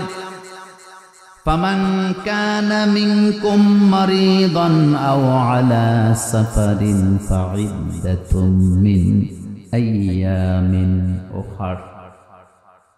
আল্লাহ রাব্বুল আলামিন বলছেন, কিন্তু বান্দারে এই সময়টার মধ্যে তোমরা যদি অসুস্থ হয়ে যাও, অথবা রোগা যদি হয়ে যাও, অথবা সফরে অবস্থায় যদি থাকো, তাহলে রোজাটা ওই সময় রাখতে হবে না, এটাকে রেখে দাও, ছেড়ে দাও, পরবর্তী সময়ে আদায় করে দেওয়া লাগবে। এটা কার কথা? গুরুত্বপূর্ণ মাসালা নোট করেন। আমাদের দেশের অনেক মায়েরা বোনেরা যে মাসিক হয়, মাসিক মিন্স হয়, যেটাকে পিরিয়ড বলেন, এই পিরিয়ডের সময় আমার মায়েরা বোনেরা রমজানে ওষুধ খাইয়া পিরিয়ড বন্ধ রেখে রোজাটা রাখে, যাতে রোজাটা ভেঙে না যায়। প্রশ্নটা হলো, কেউ যদি ট্যাবলেট খেয়ে তার মাসিককে বন্ধ করে বা রক্তস্রাবকে বন্ধ করে রোজা রাখে, তাইলে রোজা হবে নাকি হবে না? এটা হলো প্রশ্ন। কথা কি বুঝতেছেন? এবার শুনেন, খুবই গুরুত্বপূর্ণ কথা। রোজা রাখতে পারবে না তারা মাসিক যাদের শুরু হবে, রক্তপাত যাদের শুরু হবে, পিরিয়ড যাদের চলবে, পিরিয়ড অবস্থায় রোজা রাখতে পারবে না। কিন্তু কোন ওষুধ খেয়ে যদি রোজা, মানে ওষুধ খেয়ে যদি পিরিয়ডকে বন্ধ রেখে রোজা রাখে, রোজা হবে, তবে এটা শরীরের জন্য ক্ষতিকর। কথা কি বুঝে আসছে? রোজা কি কথা কয় না, রোজা হবে, কিন্তু শরীরের জন্য এটা কি? কারণ এটা মা হাওয়া আলাইহিস সালামকে দান করছে কে? এখন আসেন, আমাদের দেশের কিছু অতি বুদ্ধিজীবী দাঁড়িয়ে আছে বিতর্কিত, তারা বলে পুরুষের কেন মাসিক হয় না, আমাদের মাসিক হয়, এটা তো আল্লাহ আমাদের প্রতি জুলুম করছে। বোকা কোথাকার, মাথার মধ্যে কিছু নাই। আচ্ছা বলেন তো, মায়ের দাম বেশি না বাপের দাম বেশি? তো মা যদি বাপ ছাড়া মা হয়, এবার মায়ের দাম কত? তো আপনারা না বললেন মায়ের দাম বেশি। আপনাদের এলাকায় কোন মেয়ে যদি বাপ ছাড়া মা হয়, অর্থাৎ স্বামী ছাড়া মা হয়, দাম বাড়বো না কমবো? তা আপনারা যে বলেন বাপ মার দাম বেশি, মার সম্মান বেশি। কি বেশি? শোনেন, এই মাসালা, এই হাদিসটা আমি বুঝতাম না। হাদিসটা কি? কোন এক ব্যক্তি রাসূল সাল্লাল্লাহু আলাইহি ওয়াসাল্লামকে জিজ্ঞেস করলেন যে, রাসূল গো, আমি অমান আহাক্কু বিহুসনি সাহাবাতি, আমি আমার উত্তম আচরণটা কার সাথে করব? রাসূল বলেন উম্মুকা, তোমার মায়ের। কিলা সুম্মা মান, এরপরে জিজ্ঞেস করা হলো রাসূল তারপরে কে? রাসূল বলেন তোমার মায়ের, উম্মুক। এরপরে আবার বলা হলো কিলা সুম্মা মান, ক্বালা উম্মুক। কয়বার? চতুর্থবার যখন জিজ্ঞেস করছে, রাসূল বললেন আবুকা, তোমার বাবা। এই হাদিসটা আমি ছাত্র জীবনে পড়ছি কিন্তু বুঝি নাই। এই হাদিসটা আমি বুঝছি তখন ডক্টর জাকির নায়েকের একটা লেকচার শুনছি যখন।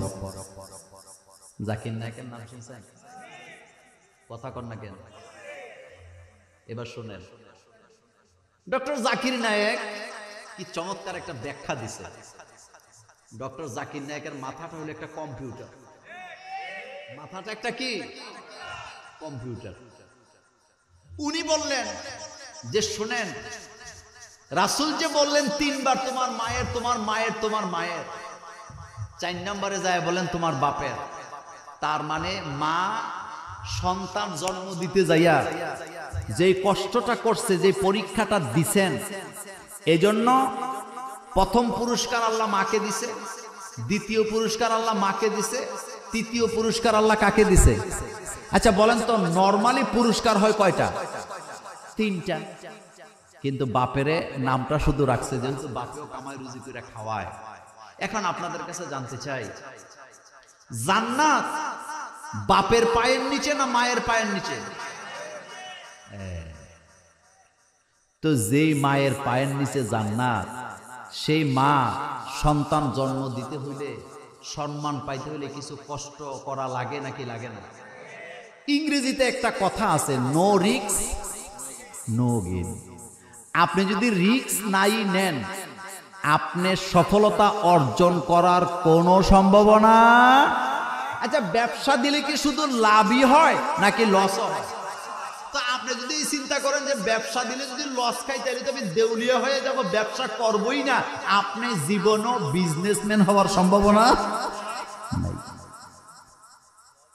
একজন মাকে আল্লাহ এত সম্মান দিবেন যার কারণে মায়েরা যাতে বাচ্চা জন্ম দিতে পারেন, ধারণ করতে পারেন, সেজন্য আল্লাহ পাক একটা পরিস্থিতি দিলেন, গর্ভপাত হওয়া, অর্থাৎ গর্ভে ধারণ করার আগে নর্মাল একটা সিস্টেম, তাকে মাসিক হইতে হয়। ডাক্তাররা বলেছেন এই মাসিক না হলে ডিম্বাণুর মুখ খুলে না, ডিম্বাণুর মুখ না খুললে শুক্রাণু ডিম্বাণুর ভিতরে যায় না। আল্লাহ বলছে ফি করারিম মাকিন। সুতরাং ডিম্বাণুতে যদি শুক্রাণু না যায় তাইলে তো বাচ্চা হবে না। এই জন্য মাসে মাসে মাসিকের মাধ্যমে ডিম্বাণুর মুখটাকে, দরজাটাকে খুলে রাখেন, তিনি যেন মা হতে পারেন। এই ব্যবস্থা যিনি করেছেন তার নাম কি? এই জন্য তো মায়ের সম্মান বেশি। তো এই মাসালা শেষ। কোনো মা যদি ওষুধ খেয়ে বন্ধ রেখে মাসিক রোজা রাখে, রোজা কি হয়ে যাবে, কিন্তু শরীরের জন্য এটা ক্ষতি, কারণ এই রক্তগুলা চলে যাওয়াটাই মায়েদের জন্য কি উত্তম এবং তাদের শরীরের জন্য ভালো। এখন আসেন একটা গুরুত্বপূর্ণ কথা, সেটা হলো আপনার আব্বা আম্মা দাদা দাদি ঘরে অসুস্থ লোক আছে, তারা রোজা রাখতে পারে না, ভবিষ্যতেও তারা রোজাটা রাখতে পারবে তার কোনো সম্ভাবনা নেই। তাইলে আপনি তাদেরকে ফিদিয়া দিবেন, অর্থাৎ কাফারা দিবেন। কি দিবেন? ফিদিয়াতুন তাআমু মিসকিন।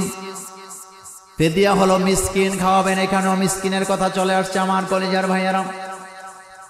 মিসকিন খাওয়াবেন, আমি আপনি যেমন খান মিসকিনের জন্য আপনি তেমন খাবারের ব্যবস্থা করবেন। তবে খবরদার, আপনাদের বেনাপুরে রোজার কাফারা দেয় এটা আমি জানি, কিন্তু নামাজের কোনো কাফারা কিন্তু নাই। রোজার কাফারার উপরে গ্যাস কইরা নামাজের কাফারা দেওয়া যাবে না। আপনি বলবেন মোল্লা ভাই দিলে সমস্যা কি? অবশ্যই সমস্যা আছে। যে রোজার কথা আল্লাহ কোরআনে 5 বার বললেন, সে আল্লাহ পাক রোজার কাফারার কথাটাও বলে দিলেন, কিন্তু নামাজের কথা বললেন 82 বার। এক জায়গায় আল্লাহ নামাজের কাফারার কথা বলে নাই। এটার দ্বারা বোঝা যায় নামাজের কোনো কাফারা হয় না। নামাজের কাফারা নামাজ, নামাজের কাফারা নামাজ, নামাজের কাফারা নামাজ। সমস্ত ইমামেরা এই মাসালায় একমত, যারা নামাজ পড়ে না তাদের ঈমান নাই। মান তারাকা সালাতান মুতাআম্মিদান ফাকাদ কাফারা। যারা এক ওয়াক্ত নামাজ ইচ্ছা করে ছেড়ে দিল তারা কুফরি করলো কার সাথে? নামাজ আগে না মাহফিল আগে? এত আসতে বললে হবে না। নামাজ আগে না ওয়াজ আগে?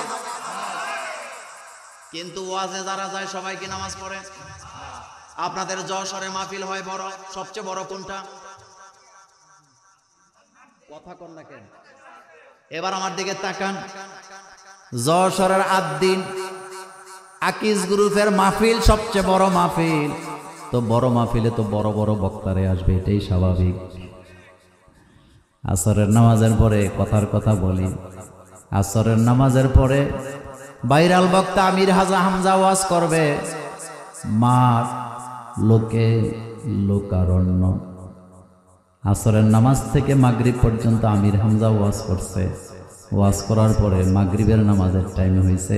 কমিটি ঘোষণা দিছে এখন মাগরিবের আজান হবে, আজানের পরে নামাজ হবে। কিন্তু নামাজের পরে আরো ভাইরাল বক্তার ওয়াজ আছে, সেটা হলো ডক্টর মিজানুর রহমান আজহারি। এখন লোকেরা সিদ্ধান্ত নিচ্ছে, আমির হামজার ওয়াজ শুনলাম, আজহারিটা তো ছাড়া যাবে না। আজান হইল, মাঠের মধ্যে লক্ষ লক্ষ মানুষ, আপনি গেলে দেখবেন 5 ভাগের 1 ভাগ লোকেরা নামাজ পড়ে, বাকি 4 ভাগ রাস্তায় রাস্তায় ঘুরে ততক্ষণ নামাজ শেষ হয় না যতক্ষণ। এই দৃশ্য আমার বাংলাদেশের ওয়াজগুলোতে আছে না? না,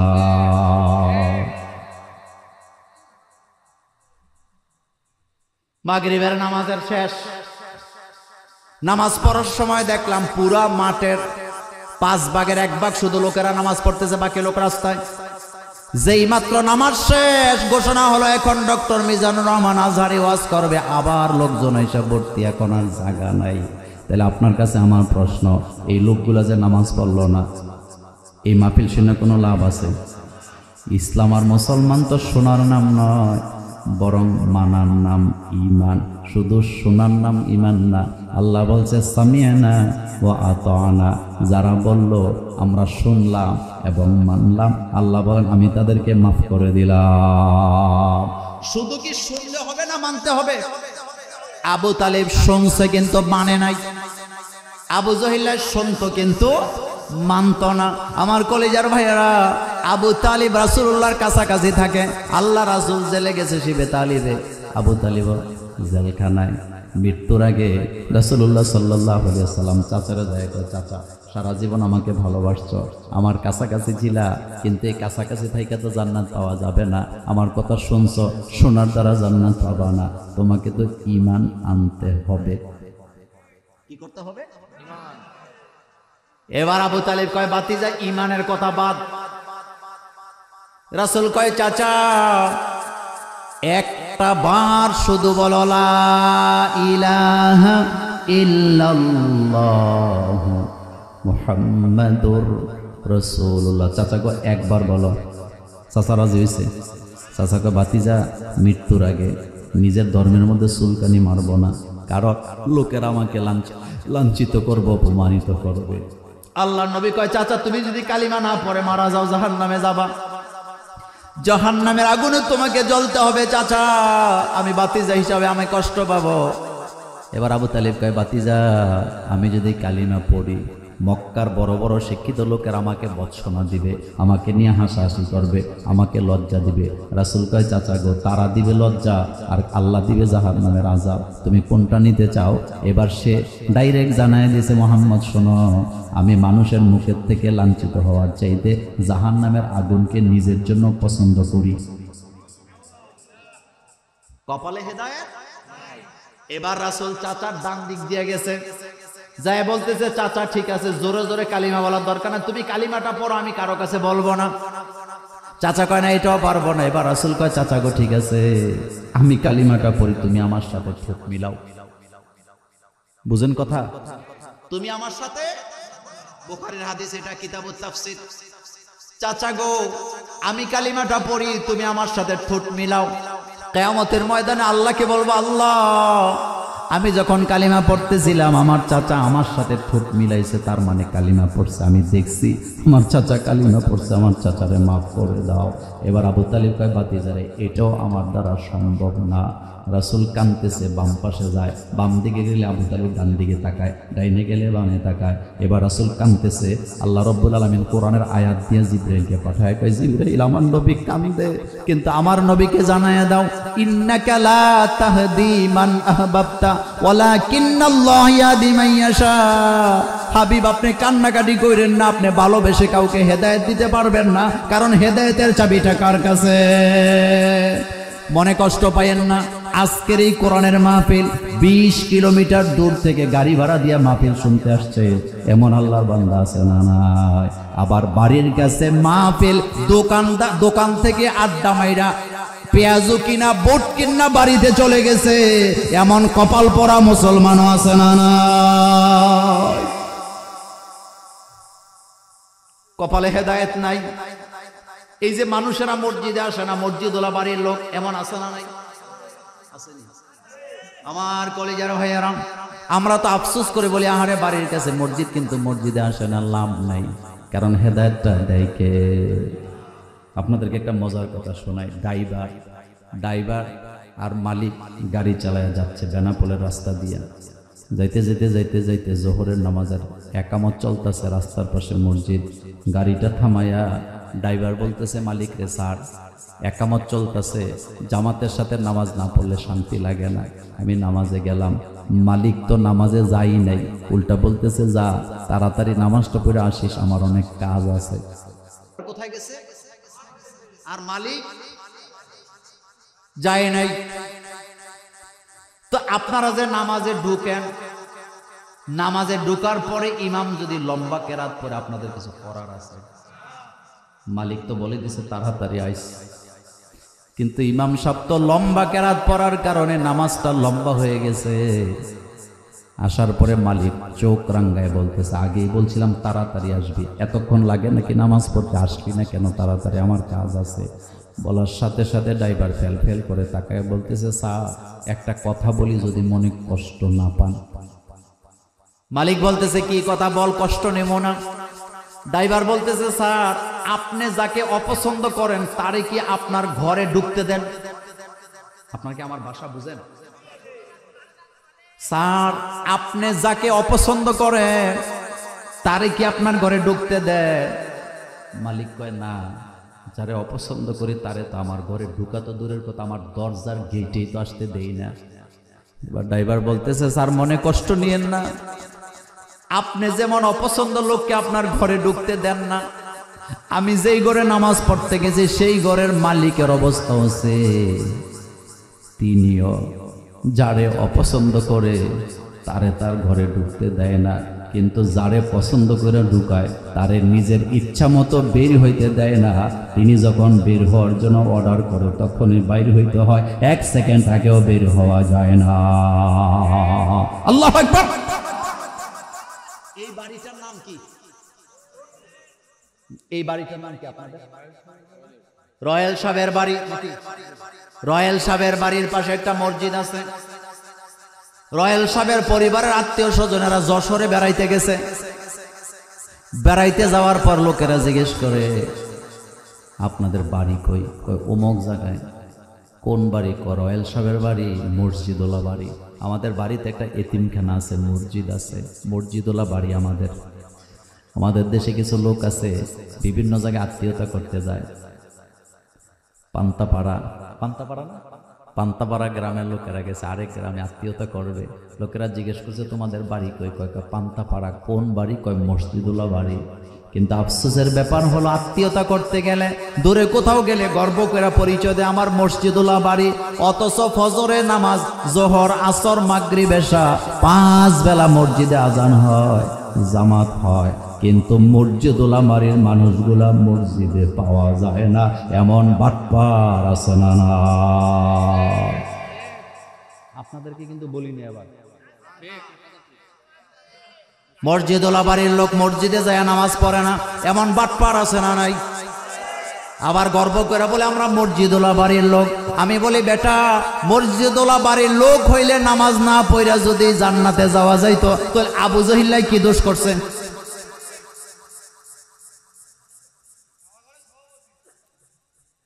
আবু জহিল্লার বাড়ি কোথায়? রাসূলুল্লাহর বাড়ি আরো দূরে, আবু জহিল্লার বাড়ি কাবার কাছে। কিন্তু আবু জহিল্লা জান্নাতি না জাহান্নামী? আরো জোরে বলেন, জান্নাতি না জাহান্নামী? সুতরাং মসজিদ বানায়া, মাদ্রাসা বানায়া মাহফিল করায় কোনো লাভ নাই যদি নিজের আমল ঠিক না থাকে। কপালে দুর্গতি আছে না?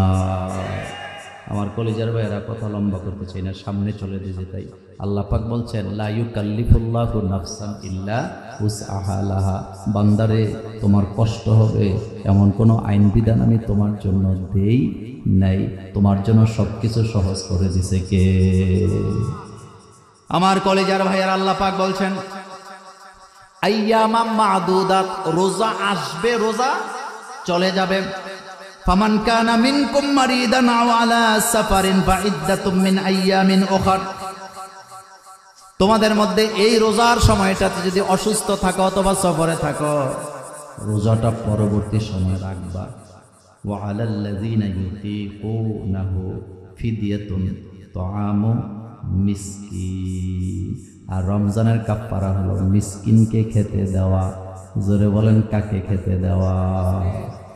আপনার আব্বা রোজা রাখতে পারে না, আম্মা রোজা রাখতে পারে না, দাদা দাদি রোজা রাখতে পারে না, ঘরে অসুস্থ রোগী আছে রোজা রাখতে পারে না, ভবিষ্যতেও রাখতে পারবে না, তারা ফিদিয়া দিবে। ফিদিয়া বলে মিসকিন খাওয়াবেন। তার মানে আপনি নিজে খাবেন গরুর গোশত মাছ, আর মিসকিনে খাওয়াবেন আলুর ডাল। কথা কন না কেন? একই বলেন, বলেন একই খাওয়াইনি।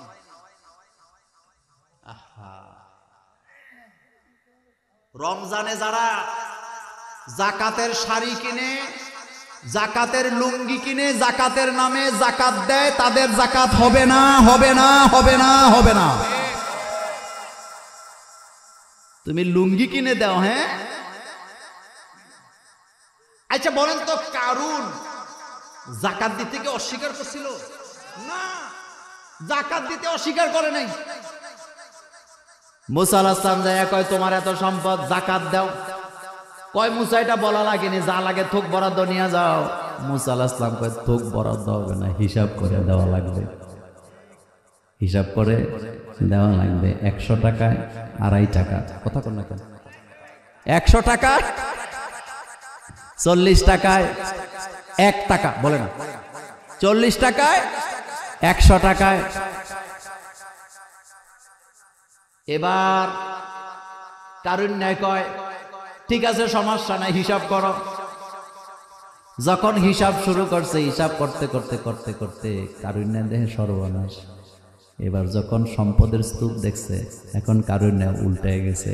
কয় মুসা বুঝছি, জাকাত টাকাত কিছু না, তোমার নজর আমার সম্পদের দিকে পড়ছে। আমাদের বাংলাদেশে যারা জাকাত দেয় ম্যাক্সিমাম মনে করে তারা গরিবের প্রতি এহসান করে। আমার দেশের নেতারা, ম্যাক্সিমাম নেতারা জাকাত দেয় ভবিষ্যতে ভোট পাওয়ার আশায়। কথা যে বললেন না, এমন নেতা আছে না নাই? তো জাকাত তোর কপালে মানি। শুনেন, জাকাত দেওয়া মানে বড় লোকেরা গরিবের প্রতি এহসান করা নয়, বরং জাকাত নিয়ে গরিবেরা বড় লোকদেরকে জাহান্নাম থেকে বাঁচাইয়া এহসান করতেছে।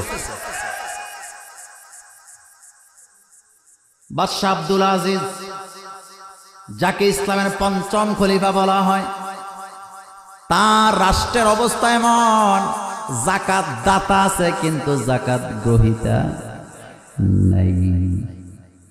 সুবহানাল্লাহ পড়েন। একজন লোক জাকাতের স্বর্ণ অলংকার টাকা পয়সা পোটলা করে নিয়ে রাস্তা রাস্তায় ঘুরতেছে, গরিব কোথায় পাওয়া যাবে দেওয়ার জন্য, পায় না। 2 দিন ঘুরছে, কয়দিন পায় নাই। ক্লান্ত শ্লান্ত অবস্থায় একটা গাছের নিচে বসছে, বসে বসে চিন্তা করতেছে, আহারে জাকাতটা কারে দিব, দিতে না পারলে তো আমি মুক্ত হতে পারবো না। জাকাত দেয় যারা মুক্ত হয় তারা, জাকাত নেয় যারা মুক্ত করে তারা। তাইলে যারা দেয় তারা বড় নাকি যারা নেয় তারা বড়? ওই যে 2 দিন ঘুরছে, বসে আছে জীর্ণ শীর্ণ অবস্থা, লোক তো নাই, জাকাত কারে দেব, পেরেশানিতে পড়ে গেছে। হঠাৎ তাকায় দেখে একটা লোক, জামা কাপড় নাই, পরনে একটা লুঙ্গি, কাদের মধ্যে একটা বস্তা লইয়া পূজা হয়ে আসতেছে। কাছাকাছি যখন আসছে, আলহামদুলিল্লাহ। কি কইতেছে? আসসালামু আলাইকুম। এবার বস্তা ওয়ালাইকুম সালাম। কয় ভাই কাছে বসো, তোমারে দেখা কলিজা ঠান্ডা। কাছে বসছে, বসার পরে বাইরে আমার কাছে কতগুলা জাকাতের মাল আছে, এই মাল নিয়ে ঘুরতাছি, 2টা দিন হয়ে গেছে, একটা লোক পাইলাম না জাকাত গ্রহণ করার। তোমার জীর্ণ শীর্ণ অবস্থার বস্তা দেখে বুঝতে পারছে আল্লাহ তোমারে আমারে মিলাই দিছে। আল্লাহ তোমাকে আমারে ধরো, জাকাতের এই পোটলাইটা নিয়ে আমারে মুক্ত করো। বুঝে আসছে কথা? তুমি আমারটা নিয়ে আমারে কি করো? এবার বস্তাওয়ালায় চোখ রাঙ্গায় তাকায় কয় বেটা ফাইজলামি করো। কয়দিন ঘুরতেছ? কয় এই পোটলা লইয়া। 2 দিন ঘুরি। এবার বস্তাওয়ালা কয় আমার কান দেখি, কয় বস্তা, কয় তুমি ঘুরো 2 দিন, আমি বস্তা নিয়ে ঘুরি 7 দিন, এ পর্যন্ত জাকাত গ্রহণ করার একটা লোক আমি পাই না। আল্লাহু আকবার। জাকাত দিলে মাল বাড়ে না কমে? আমাদের দেশের ইমাম সাহেবরা এই মাসালাটা অনেক ক্ষেত্রে ভুল কয়। জাকাত দিলে মাল বাড়ে, কিন্তু কার মাল? যে দেয় তারটা না রাষ্ট্রের মাল বাড়ে? এই জায়গায় ভুলটা করে। শোনেন কিভাবে বাড়ে শোনেন। মনে করেন আমাদের বাংলাদেশে 5 লক্ষ লোকের উপরে জাকাত খরচ। কয় লাখ? মনোযোগ আছে? ইসলামের আইন হলো, ইসলামী অর্থনীতির বিধান হলো, এই 5 লক্ষ লোক জাকাত দিবে। 5 লক্ষ লোককে এমন পরিমাণে দিবে যাতে জাকাতের মাল পায় তারা স্বাবলম্বী হয়ে যায়। কি হয়ে যায়? তাহলে 2025 সালে জাকাত দিল কয় লাখ লোক? পাইছে কয় লাখ? 5 লাখ। কিন্তু যেই 5 লক্ষ লোকের জাকাত দিল, তারা এমন পরিমাণে জাকাত পাইছে, এগুলা দিয়ে গরু কিনছে, দোকান দিছে, ব্যবসা বাণিজ্য করছে। করার পরে দেখা গেছে 2025 সালে জাকাত দিছিল 5 লাখ লোকে, কিন্তু 2025 সালে যারা জাকাত খাইছে তাদের মধ্য থেকে আবার 5 লাখ, তারা নিজেরা এখন স্বাবলম্বী হইয়া তারা নিজেরা এখন জাকাত দাতা হইছে। তাহলে আগে 5 এখন 5 কত হইছে? তো 2026 সালে যাওয়ার পরে জাকাত দাতা এখন কয়জন? 10 লাখ। বলেন না কয় লাখ? 25-এ দিছিল কয় লাখ? এখন দাতা কয় লাখ? এখন 10 লাখ লোকে আবার জাকাত দিছে 10 লাখের। ওই 10 লাখ লোক আবার স্বাবলম্বী হয়েছে। এবার 27 সালে যাইয়া জাকাত দাতা হয়ে গেছে 20 লাখ। এইভাবে করে যদি বাংলাদেশে 5 বছর জাকাত দেন, আমি মোল্লা নাজিম আপনাকে লিখিত দেব, বাংলাদেশে গরিব খুঁজে পাওয়া যাবে না। কিন্তু কপাল পড়া মুসলমান জাকাতটা সঠিকভাবে ডিস্ট্রিবিউট না করার কারণে, আদায় না করার কারণে যে জাকাত খায় 40 বছর ধরে খাইতেই আছে। কথা ঠিক না? যাদের নাম লিস্ট করছে ডায়েরিতে 40 বছর আগে জাকাত দেওয়ার জন্য, যারা দেয় যায় দেখবেন তাদের লিস্টিতে 1990 সালে যার নাম, 2025 সালেও তার নাম আছে। কথাকে বুঝাইতে পারলাম? এই জন্য জাকাত আসে নাই। জাকাত আসছে এমন পরিমাণে দিবেন যাতে সে স্বাবলম্বী হয়ে যায়। এই আইডিয়া কার? নামাজের কথা যেখানে, জাকাতের কথাও। কিন্তু আমরা কি করি? জাকাতের লুঙ্গি কিনা, লুঙ্গি তো লুঙ্গি, মশারির চেয়ে আরো খারাপ। আমাদের কুমিল্লার দিকে আছে, ঢাকার দিকে আছে, ওই যে নরসিংদী বাবুরহাটে গিয়া দোকানের মধ্যে লেখা থাকে জাকাতের কাপড় পাওয়া যায়। তুই নিজে জাকাত দিস নাকি? জাকাতের কাপড় মানে শোনেন, জাকাত, ছাগলের জাকাত ছাগল, গরুর জাকাত গরু। মনোযোগ আছে? ওটের জাকাত উট দেয়নি। টাকা লইয়া কারা খায়? টাকা দিয়ে জাকাত দিলে জাকাত হবে না, এটা আমি একবারও বলি নাই। কিন্তু মূল জাকাত হলো যেই জিনিসের জাকাত, সেই জিনিস দিয়ে কি করবেন? জাকাত আদায় করবেন। তো রমজানের মাস, ফিদিয়াতুন তাআমু মিসকিন, যদি রোজা রাখতে না পারেন তাহলে ফিদিয়া দিবেন। বলেন কি দিবেন? আর ফিদিয়া হলো একজন মিসকিনকে খাওয়াবেন। আপনি যেমন খাচ্ছেন তাকেও কি তেমন খাওয়াবেন। ফামান তাতাওয়া খায়রান ফাহুয়া খায়রুল লাকুম।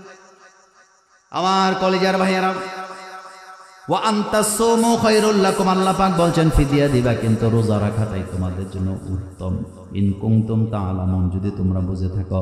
এবার আমার শেষ পয়েন্টের শেষ কথা, আল্লাহ পাক বলছেন শাহরু রমাদানাল্লাযী উনজিলা ফীহিল কুরআন। শাহরুন রমাদান, রমজানের মাস, আল্লাযী ফীহি, যার মধ্যে উনজিলা নাযিল করছে কোরআন, কোরআনকে হুদাল লিন্নাস, মানুষের হেদায়েতের জন্য, অবাইয়িনাতিন মিনাল হুদা ওয়াল ফুরকান, এটা হলো ফুরকান, সত্য মিথ্যার পার্থক্য করে হেদায়েত দেন। ফামান শাহিদা মিনকুম শাহরা ফালিয়াসুমহু, যারা এই মাসটা পায় তারা যেন রোজা রাখে।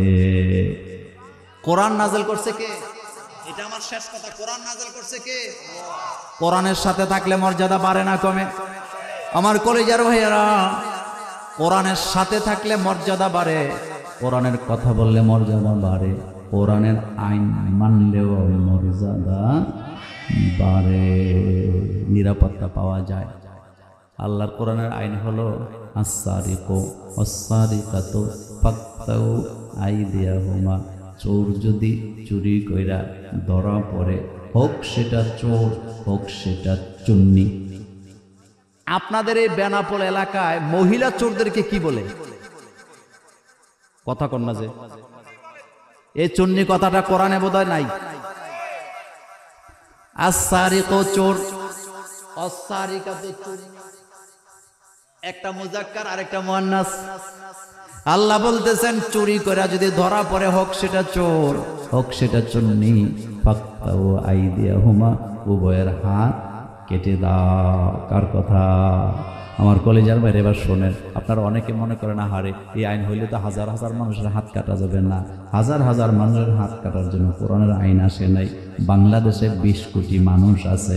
20 কোটি মানুষের জান মালের নিরাপত্তা দিতে যাইয়া যদি 10টা চোরের হাত কাটা প্রয়োজন হয়, কেটে দাও। 10 জন চোরের হাতের জাতির কোনো দরকার নাই। মানুষ আছে 20 কোটি, বলেন মানুষ আছে কয় কোটি?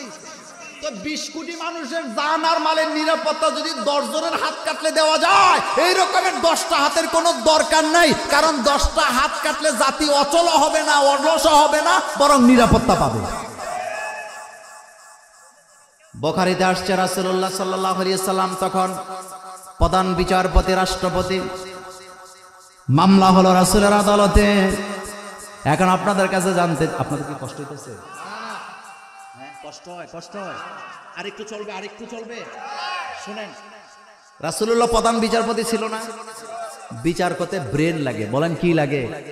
আমাদের সমাজে যারা বিচার করে বিড়ি সিগারেট খাইতে খাইতে মাথা শেষ। কথা ঠিক না?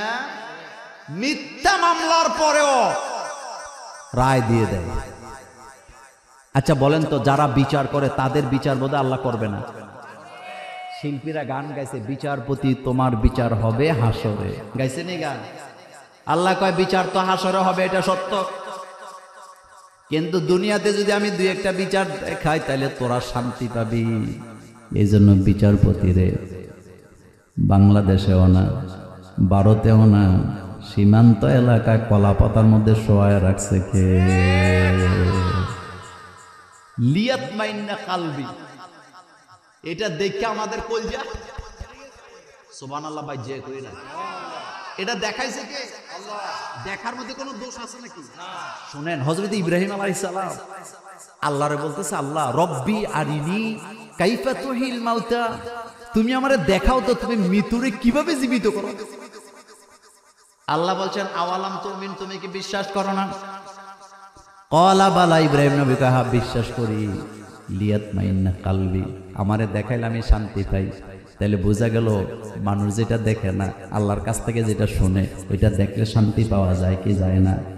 আল্লাহ বলতেছেন যারা ন্যায় বিচার করে না, কিয়ামতে আমি তাদেরকে কঠিন শাস্তি দিব, জাহান্নাম দেব। যারা ন্যায় বিচার করে আমি তাদেরকে আরশের নিচে বসতে দিব। আমরা জানতে চাইলাম আল্লাহ এটা কেমন বিচার? আল্লাহ কয় ভারতের সীমানার দিকে তাকায় দেখ, বিচারপতিরা আমি কলা পাতার মধ্যে শোয়ায় রাখছি, ইজ্জত আমি ল্যাংটা করে ছেড়ে দিয়েছি। বিচার কার? আল্লাহ। 3টা পাপের শাস্তি আল্লাহ দুনিয়াতে দিবেনি। আপনি কেউ যদি 3টা পাপ করে দুনিয়াতে আল্লাহ শাস্তি দিবে। কয়টা? 1 নাম্বার, সতী সাধবী নারীর প্রতি যারা অপবাদ দেয়।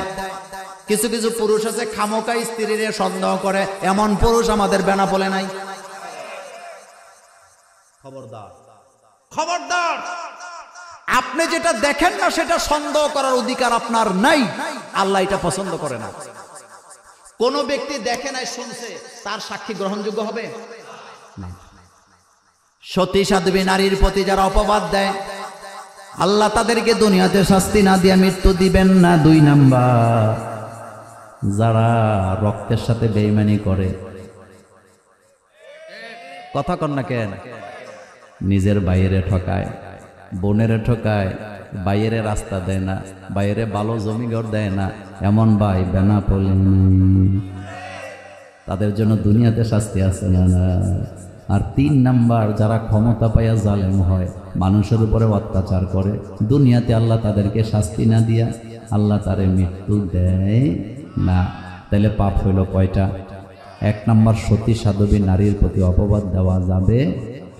রাসূলুল্লাহর দরবারে একজন স্বামী আসলেন, একজন স্ত্রী আর স্বামী 2 জন মিলে রাসূলের দরবারে বিচারের জন্য এসে বললেন, রাসূল গো, আমার স্বামী আমাকে সন্দেহ করে, আমার এই বাচ্চাটা কালো, আমরা স্বামী স্ত্রী 2 জন সাদা ফর্সা, এজন্য আমার স্বামী আমার সন্দেহ করে, সে বলে আমি নাকি পরকীয়া করে সন্তান জন্ম দিছি। আমাদের কুমিল্লা দেবিদ্যার একটা থানা আছে, ওই জায়গায় বাপ তার বাচ্চাকে মেরে ফেলছে এই সন্দেহ করে যে এই বাচ্চা নাকি আরেকজনের। কি বুঝলেন? রাসূলুল্লাহ সাল্লাল্লাহু আলাইহি ওয়াসাল্লাম 2 জনকে 2 জায়গায় বসালেন। বিশ্বনবী বললেন, শোনো, তোমাদের বংশধরদের মধ্যে অতীতে কোনো পুরুষ কালো ছিল, যার কারণে বাচ্চাটা কালো হয়েছে। তবে মা বাপ ফর্সা হইলেই যে বাচ্চার ফর্সা হবে ব্যাপারটা এমন নয়, কারণ সবাই আদমের সন্তান। বলেন কার সন্তান? আর আদমের সন্তানের মধ্যে ফর্সা আছে, কালো আছে, শ্যামলাও আছে। স্ত্রীকে, সতী সাধ্বী নারীকে অপবাদ দেওয়া যাবে না, যদি দেয় দুনিয়াতে শাস্তি দিবি কে?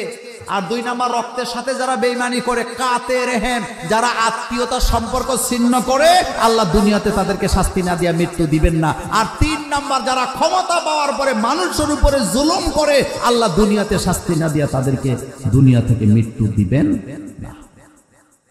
কথা কি বুঝে আসছে? কথা কি বুঝে আসছে? তো কথা বলতেছিলাম ন্যায় বিচার, বিচারকদের বিচারপতিকে এই আইন আল্লাহ পাক দিছে, আস-সারিকু ওয়াস-সারিকাতু ফাকতাউ আইদিয়াহুমা, চোর যদি চুরি করে তাহলে উভয়ের হাত কেটে দাও। আইনটা কার বলেন তো? এই আইন যদি বাংলাদেশে কায়েম হয়, চুরি বন্ধ হওয়ার সম্ভাবনা আছে না? এই হাদিসটা বলে আমি আলোচনা শেষ করব। রাসূলুল্লাহর দরবারে বিচার নিয়ে আসা হলো, বুখারীর হাদিস। বলা হলো, কুরাইশ বংশের একজন নারী চুরিতে ধরা পড়ছে।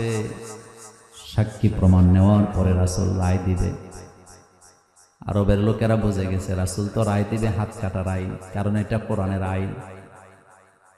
কুরাইশের নেতারা গোপন মিটিং কইরা ওই মহিলার হাতকে বাঁচাবার জন্য গোপনে মিটিং করে ওসামাকে দায়িত্ব দিছে, ওসামা তুমি যাও, তুমি যাই রাসূলকে বলো যে মেয়েটা তো কুরাইশ বংশের মেয়ে, যদি কুরাইশ বংশের মেয়ের হাত কাটা যায় চুরির দায়ে, লোকেরা বৎসনা দেবে কুরাইশ বংশের উপরে, সুতরাং বলে দাও তিনি যেন কুরাইশ বংশের মেয়ে হিসাবে মেয়েটাকে মাফ করে দেয়। ওসামা রাসূলের দরবারে গেলেন, যাই বসে বলতেছে, রাসূল গো, কুরাইশ বংশের মেয়ে চুরিতে ধরা পড়ছে, আপনি কি তাকে মাফ করে দিতে পারেন না? আল্লাহর নবী বসা থেকে দাঁড়ায় গেলেন। আল্লাহর নবী বললেন, ওসামা শোনো, তুমি কি আমাকে আল্লাহর আইনের উপরে আমাকে পরামর্শ দিতে আসছো? আল্লাহর জাতের কসম করে বলে এটা তো কুরাইশ বংশের মেয়ে, আমার নিজের মেয়ে ফাতেমাও যদি চুরি করে ধরা পড়তো, আল্লাহর জাতের কসম আমি আমার মেয়ের হাত কেটে দিতাম। আল্লাহু আকবার। কারণ চোরের কোনো শ্বশুর বাড়ি নেই, কথা কন না কেন? চোরের কাছে কোনো মসজিদ নেই, হেতে মসজিদের মাইক চুরি করে লয়ে যায়, হেতে মাহফিলে গেলে পকেট মারে। আপনাদের যশোরে হয়েছে কিনা? চোরের কোনো কি নাই শ্বশুর বাড়ি। শোনেন, কুমিল্লা পুলিশ লাইনে বিরাট মাঠ, পুলিশ লাইন, তো এই মাঠে ঈদের নামাজ চলতেছে। কি নামাজ? ঈদের নামাজ। পুলিশ লাইনের মাঠে আমার বক্তৃতা চলতেছে, তো পুলিশ লাইনে মূলত নামাজ পড়ে SP, DC, RI সাবরা, additional SP যারা আছে, প্রশাসনের লোকেরা। তো ঈদের দিন তো আর এসপিরা এসপির পোশাক পরে আসে না, কেউ তো পুলিশের পোশাক পরে আসে না, সবাই পাঞ্জাবি টুপি লাগায় আইছে। এখানে এসপি কে, ডিসি কে বোঝা যায়, পকেট মারকে হেডও বোঝা যায় না, হেতেও তো টুপি লাগায়। তা আমার আলোচনা চলতেছে, এসপি সাহেবের পাশে একটা লোক বসা, আসলে হাতে পকেট ম্যাচ। ঈদের নামাজ পড়তে আইসা, কিন্তু চোর তো চোরে, তার কাছে ঈদ কি আর মাহফিল কি হাতে। এসপি সাহেবের পকেটের দিকে তাকায় দেখে নতুন নতুন 500 টাকার নোট দেখা যায়। এতে সুযোগ পাইয়া এসপি সাহেবের পকেটে হাত ঢুকাইছে। হেতে তো আর জানে না এটা এসপি, বুঝা যায়। যখন হাত ঢুকাইছে, এসপি সাহেবকে আমার মতো বোকা, উনি তো ধরে ফেলছে। ধরছে পরে ডিউটিরত 2টা পুলিশ তারে ধরছে, ধরে বলতেছে, বেটা ঈদের দিনে চুরি করা লাগে। হেতে কয়, স্যার আমার কাছে ঈদ ওই কি আর শ্বশুর বাড়ি কি, আমার কামে সুযোগ পেলে চুরি করি। কথা ঠিক না? আচ্ছা, মাহফিল শুনতে গেছে চোর, ওই যে চাপাই নবাবগঞ্জে রাখি চোর ধরছে। চরমনার মাহফিলে গেছে, দেখলাম কতগুলিকে ধৈর্য নিয়ে জিকি শিখাইতেছে। কি শিখাইতেছে? তার মানে বোঝা গেল চোরের কি নাই শ্বশুর বাড়ি। আমি তো হাস্যা কথাগুলা বলতে, শোনেন, চোরের কাছে শ্বশুর বাড়ি নাই, মানবতা নাই। হাইজেকারের কাছে মানবতা নাই, সে পীর বুঝে না, আলেম বুঝে না, মাশায়েখ বুঝে না, ভালো মানুষ বুঝে না, খারাপ মানুষ বুঝে না, যারে পায় তারই সে কোবায়। এই জন্য চোরকে বাঁচায় রাখা যায় না, উভয়ের হাত কেটে দাও। আইনটা কার? আইনটা কি মোল্লার না আল্লাহর? এই হাত কাটার আইন যদি বাংলাদেশে চালু হয়, আপনাদের কোনো সমস্যা আছে? আমি মোল্লা নাজিমেরও কোনো সমস্যা নাই, কিন্তু কারো যদি সমস্যা হয় তাহলে বুঝতে হবে, হয় সে নিজে চোর অথবা সে চোরের খালতো ভাই, মামতো ভাই। কথা ঠিক না? আমরা নিরাপত্তা চাই। নিরাপত্তা যদি চাই, কোরআন লাগবে। বলেন কি লাগবে? শেষ কথা বলে যাই, বাংলাদেশে রাসূলুল্লাহ সাল্লাল্লাহু আলাইহি ওয়াসাল্লাম কোরআনের আইন চালু করতে যুদ্ধ করা লাগছে, লাগছে না? উহুদ, বদর, 27টা যুদ্ধে রাসূল নেতৃত্ব দিয়ে তারপরে কোরআনের আইন চালু করছে। কিন্তু আমাদের বাংলাদেশে আল্লাহ এমন একটা সুবর্ণ সুযোগ দিয়ে দিয়েছেন, বাংলাদেশে বর্তমানে কোরআনের আইন চালু করার জন্য জিহাদ লাগবে না, বদর লাগবে না, উহুদ লাগবে না, রক্তপাত লাগবে না, তরবারি লাগবে না। শুধু কোরআনের আইন যারা চায়, সময় মতো তাদের পক্ষে যদি একটা সিল মারতে পারি, আল্লাহর জমিনে কোরআনের আইন কায়েম হয়ে যাবে ইনশাআল্লাহ। রাজি আছেন মুসলমান? 2 হাত উঁচু করেন, আমার আল্লাহকে দেখায় দেন।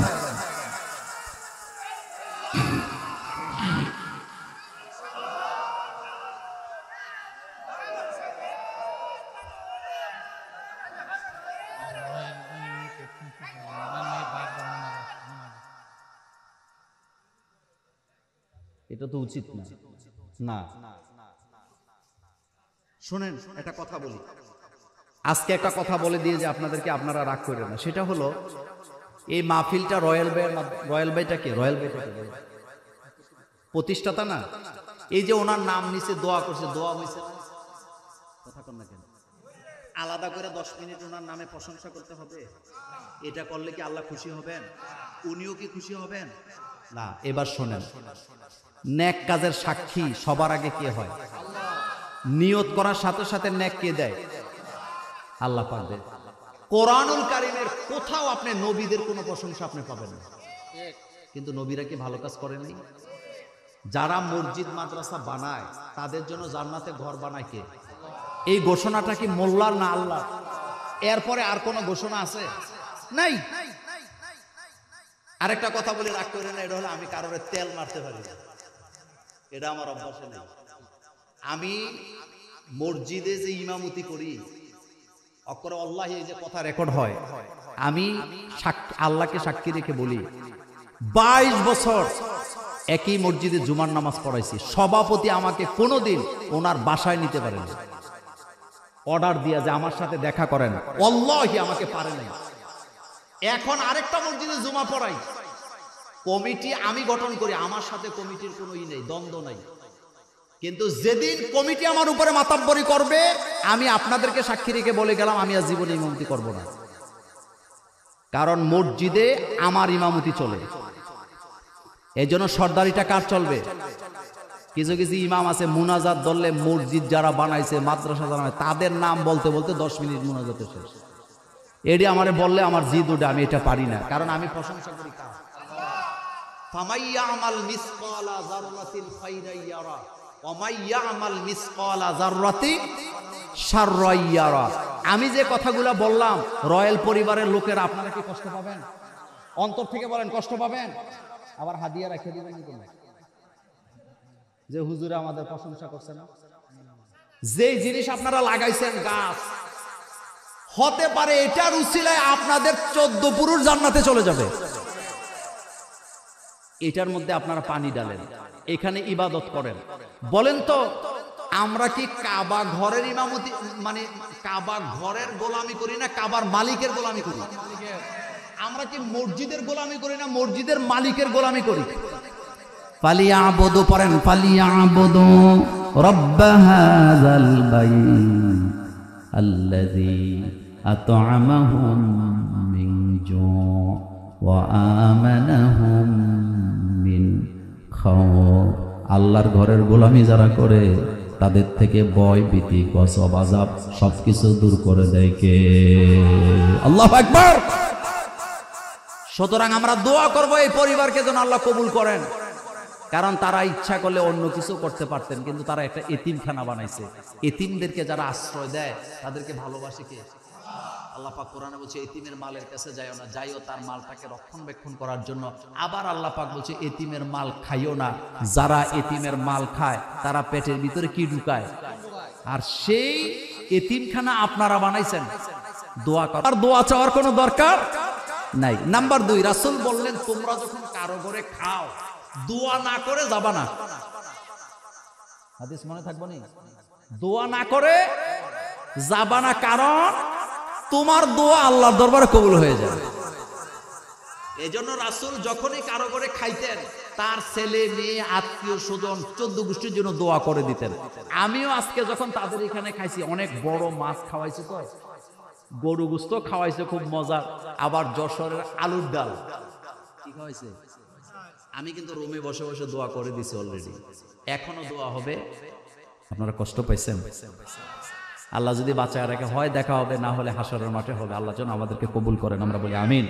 এখন মোনাজাত হবে, মোনাজাত হবে। তো মোনাজাতের আগে আপনাদের কমিটির কোনো কথা আছে? মোনাজাত দেব? সভাপতি সব কিছু বলবেন? মোনাজাত আপনি দিবেন? আমি দেব? আপনি বললে দেব। আল্লাহুম্মা আমিন। রব্বানা যালামনা আনফুসানা ওয়া ইল্লাম তাগফির লানা ওয়া তারহামনা লানাকুনান্না মিনাল খাসিরিন। রব্বুল আলামিন পান্তাপাড়া টেকেরপাড়া জামে মসজিদে আলহাজ রবিউল ইসলাম এতিমখানা অনুরানী হাফিজিয়া মাদ্রাসায় আজকের এই কোরআনুল কারীমের মাহফিল শেষ করে তোমার দরবারে হাত তুলেছি, মেহেরবানি করে কোরআনের মাহফিল কবুল করে নাও। আমাদের দোয়া দরুদ সালাম সোনার মদিনায় নবী পাকের রওজা মুবারকে পৌঁছে দাও। তামাম পৃথিবীর মাটির নিচে যত আম্বিয়াই কিরাম, সাহাবাই কিরাম, শুহাদাই কিরাম, সিদ্দিকিন, সলিহিন, আকাবেরিদিন, উলামায়ে মুতাকাদ্দিমিন, মুতাআখিরিন, সলফে সলিহিন, মুমিন মুমিনাত শুয়ে আছেন সকলার আরোহার পরে পৌঁছে দাও। আমাদের মুরব্বী, আমাদের উস্তাদ, আমাদের দাদা দাদি, নানা নানি, দাদার বংশ, দাদির বংশ, নানার বংশ, নানির বংশ থেকে যারাই কবরে চলে গেছে আল্লাহ তাদের কবরের আযাব মাফ করে দাও। আমার মতো যাদের আব্বা নাই, আম্মা নাই, আল্লাহ আমি আমার আম্মারে হারাইছি 27 বছর চলে, আমি আমার আব্বারে হারাইছি 25 বছর চলে। আল্লাহ আমার মতো যাদের আব্বা আম্মা দুনিয়া থেকে বিদায় হয়ে গেছে আল্লাহ আব্বা আম্মার কবর জান্নাত বানায়া দাও। রব্বির হামহুমা কামা রব্বায়ানি সগীরা। আল্লাহ আজকের মাহফিলের আশেপাশে যত কবরস্থান আছে সকল কবরে আযাব মাফ করে দাও রব্বুল আলামিন। আজকের মাহফিলের আশেপাশে যত মা বোনেরা আসছেন, মা বোনদের জীবনের গুনাহ মাফ করে দাও। আমার মা বোনগুলোকে খাদিজা আয়েশার মতো কবুল করো, অসুস্থতা দূর করো, নেক সন্তান দান করো, পরিবারে অভাব থাকলে অভাব দূর করে দাও, স্বামী স্ত্রীর মধ্যে গন্ডগোল থাকলে ভালোবাসা তৈরি করে দাও। আজকের মাহফিলে আমার সভাপতির মতো যাদের দাড়ি সাদা হয়ে গেছে আল্লাহ, আমার আবুল হাশেম সাহেব সহ মুরব্বী যারা আছে দয়া করে তাদের জীবনের সকল গুনাহ মাফ করো। হযরত আবু বকর সিদ্দিকের সাথে হাসর নসিব করে দাও। আজকের কোরআনের মাহফিলে যত যুবক তরুণরা এসছেন আল্লাহ, যুবক আর তরুণদেরকে মাফ করে দাও। হযরতে বেলাল আর খাব্বাবের মতো কবুল করে নাও রব্বুল আলামিন। আল্লাহ তাআলা আলহাজ রবিউল ইসলাম সাহেবের কবরটাকে জান্নাতের বাগান বানায় দাও। দুনিয়াতে যে সাদাকায়ে জারিয়া এতিমখানা মাদ্রাসা মসজিদ রেখে গেছে আল্লাহ, জীবনের নেক কাজের বিনিময়ে তুমি তোমার বান্দাকে মাফ করো। তার পরিবারে যারা জীবিত আছে তাদের প্রতি খাস রহমত নাযিল করে দাও আল্লাহ। রয়েল সাহেবের পরিবারের উপরে তুমি রহম করো, যারা জীবিত আছে তাদের প্রতি রহম করো আল্লাহ। যারা দুনিয়া থেকে বিদায় হয়ে গেছে জান্নাতে উঁচু মাকাম দান করে দাও। মেসার্স রয়্যাল এন্টারপ্রাইজকে তুমি বারাকা দান করো রব্বুল আলামিন। আমার প্রিয় প্রফেসর জাহাঙ্গীর আলম সাহেব একটা মাদ্রাসা করার জন্য নিয়ত করছে আল্লাহ, কত পেরেশানি দেখলাম মাদ্রাসা করবে। হায় আল্লাহ, আমার ভাইকে তুমি কবুল করো, তার নেক কাজগুলোকে কবুল করে না আল্লাহ। আজকের মাহফিলে যারা আছে, যারা ঋণগ্রস্ত তাদেরকে ঋণ থেকে মুক্ত করে দাও। যারা বেকার আছে বেকারত্ব দূর করে দাও। যারা ব্যবসা করে ব্যবসায় বারাকা দান করো আল্লাহ। যারা বিদেশে আছে প্রবাসীদের কামাই রুজিতে বরকত দান করে দাও রব্বুল আলামিন। এই মাহফিল যারা টাকা দিয়া, পয়সা দিয়া, বুদ্ধি দিয়া, শ্রম দিয়া করায় দিলেন, তাদের জন্য, তাদের আব্বা আম্মার জন্য জান্নাতে ঘর বানায় দাও। এই প্যান্ডেল, লাইটিং, মাইকিং যারা করলেন আল্লাহ, ব্যবসা বারাকা দান করো রব্বুল আলামিন। আজকের মাহফিলে কথা বলেছেন কারি মহিউদ্দিন সাহেব, কথা বলেছেন এনামুল হাসান বিন নূর, তাদের কণ্ঠকে তুমি হেফাজত করো। আমার বাংলাদেশের আর্মি, সেনাবাহিনী, বিজিবি, ডিবি, র্যাব, পুলিশ প্রশাসনে যারা আছে আল্লাহ, দয়া করে তাদেরকে তুমি কবুল করো, তাদের ছেলে মেয়েগুলোকে মানুষ করো। আমরা যারা হাত তুলেছি আমাদের ছেলে মেয়ে যাদের কথা শোনে না, হেদায়েত দাও, চক্ষু শীতলকারী ছেলে মেয়ে বানাও আল্লাহ। রমজানের বারাকা আমাদেরকে দান করে দাও। মক্কা মদিনায় যারা যেতে পারে না আল্লাহ, মক্কা মদিনায় যাওয়ার তৌফিক দাও। বিশ্ব নবীকে স্বপ্নে দেখার তৌফিক দাও আল্লাহ। এই গ্রামে যতগুলা মসজিদ আছে, মাদ্রাসা আছে, কবরস্থান আছে আল্লাহ, ঈদগাহ আছে, জমিদাতাদের জন্য জান্নাতে ঘর বানায় দাও। এলাকার যত আলেম ওলামা আছে মসজিদ মাদ্রাসার খেদমতে আছে আল্লাহ, সমস্ত আলেম ওলামা রিজিকে বারাকা দান করো। যারা শিক্ষকতার পেশায় আছে আল্লাহ, তাদের ইজ্জত সম্মানকে তুমি বাড়ায়া দাও আল্লাহ। হক পথে চলার তৌফিক দান করো আল্লাহ, হকের পথে চলার তৌফিক দান করো আল্লাহ। আমাদের হৃদয়টাকে ঈমান দিয়ে ভরপুর করো, কুফুরি থেকে আমাদেরকে হেফাজত করো, বেদাত শিরিক থেকে আমাদেরকে বাঁচাও। এই মসজিদকে তুমি কবুল করো। মসজিদের আশেপাশে চতুর্পাশে আল্লাহ, এই এলাকায় যত গোরস্থান আছে, নাম জানা অজানা সকলের কবরের আযাব মাফ করে দাও রব্বুল আলামিন। আয় আল্লাহ, আমার বাংলাদেশে যারা কোরআনের কথা বলে তাদেরকে তুমি হেফাজত করো। আমার বাংলাদেশের মানচিত্রকে হেফাজত করো। যারা কোরআন বোঝে না, কোরআন বোঝার তৌফিক দাও রব্বুল আলামিন। আয় আল্লাহ, জানি না কার জন্য সাদা কাফনের কাপড় তৈরি হয়ে বাজারে চলে আসছে, জানি না কার জন্য মসজিদের খাটিয়াটা অপেক্ষা করছে। যেদিন দুনিয়া থেকে বিদায় নেব আমাদের জবানে পড়ায়া দিও লা ইলাহা ইল্লাল্লাহু মুহাম্মাদুর রাসূলুল্লাহ সাল্লাল্লাহু আলাইহি ওয়াসাল্লাম। ওয়াসসালামু আলাইকুম ওয়া রাহমাতুল্লাহি ওয়া বারাকাতুহু। সুবহানাকা আল্লাহুম্মা ওয়া বিহামদিকা আশহাদু আল্লা ইলাহা ইল্লা আনতা আস্তাগফিরুকা ওয়া আতুবু ইলাইক।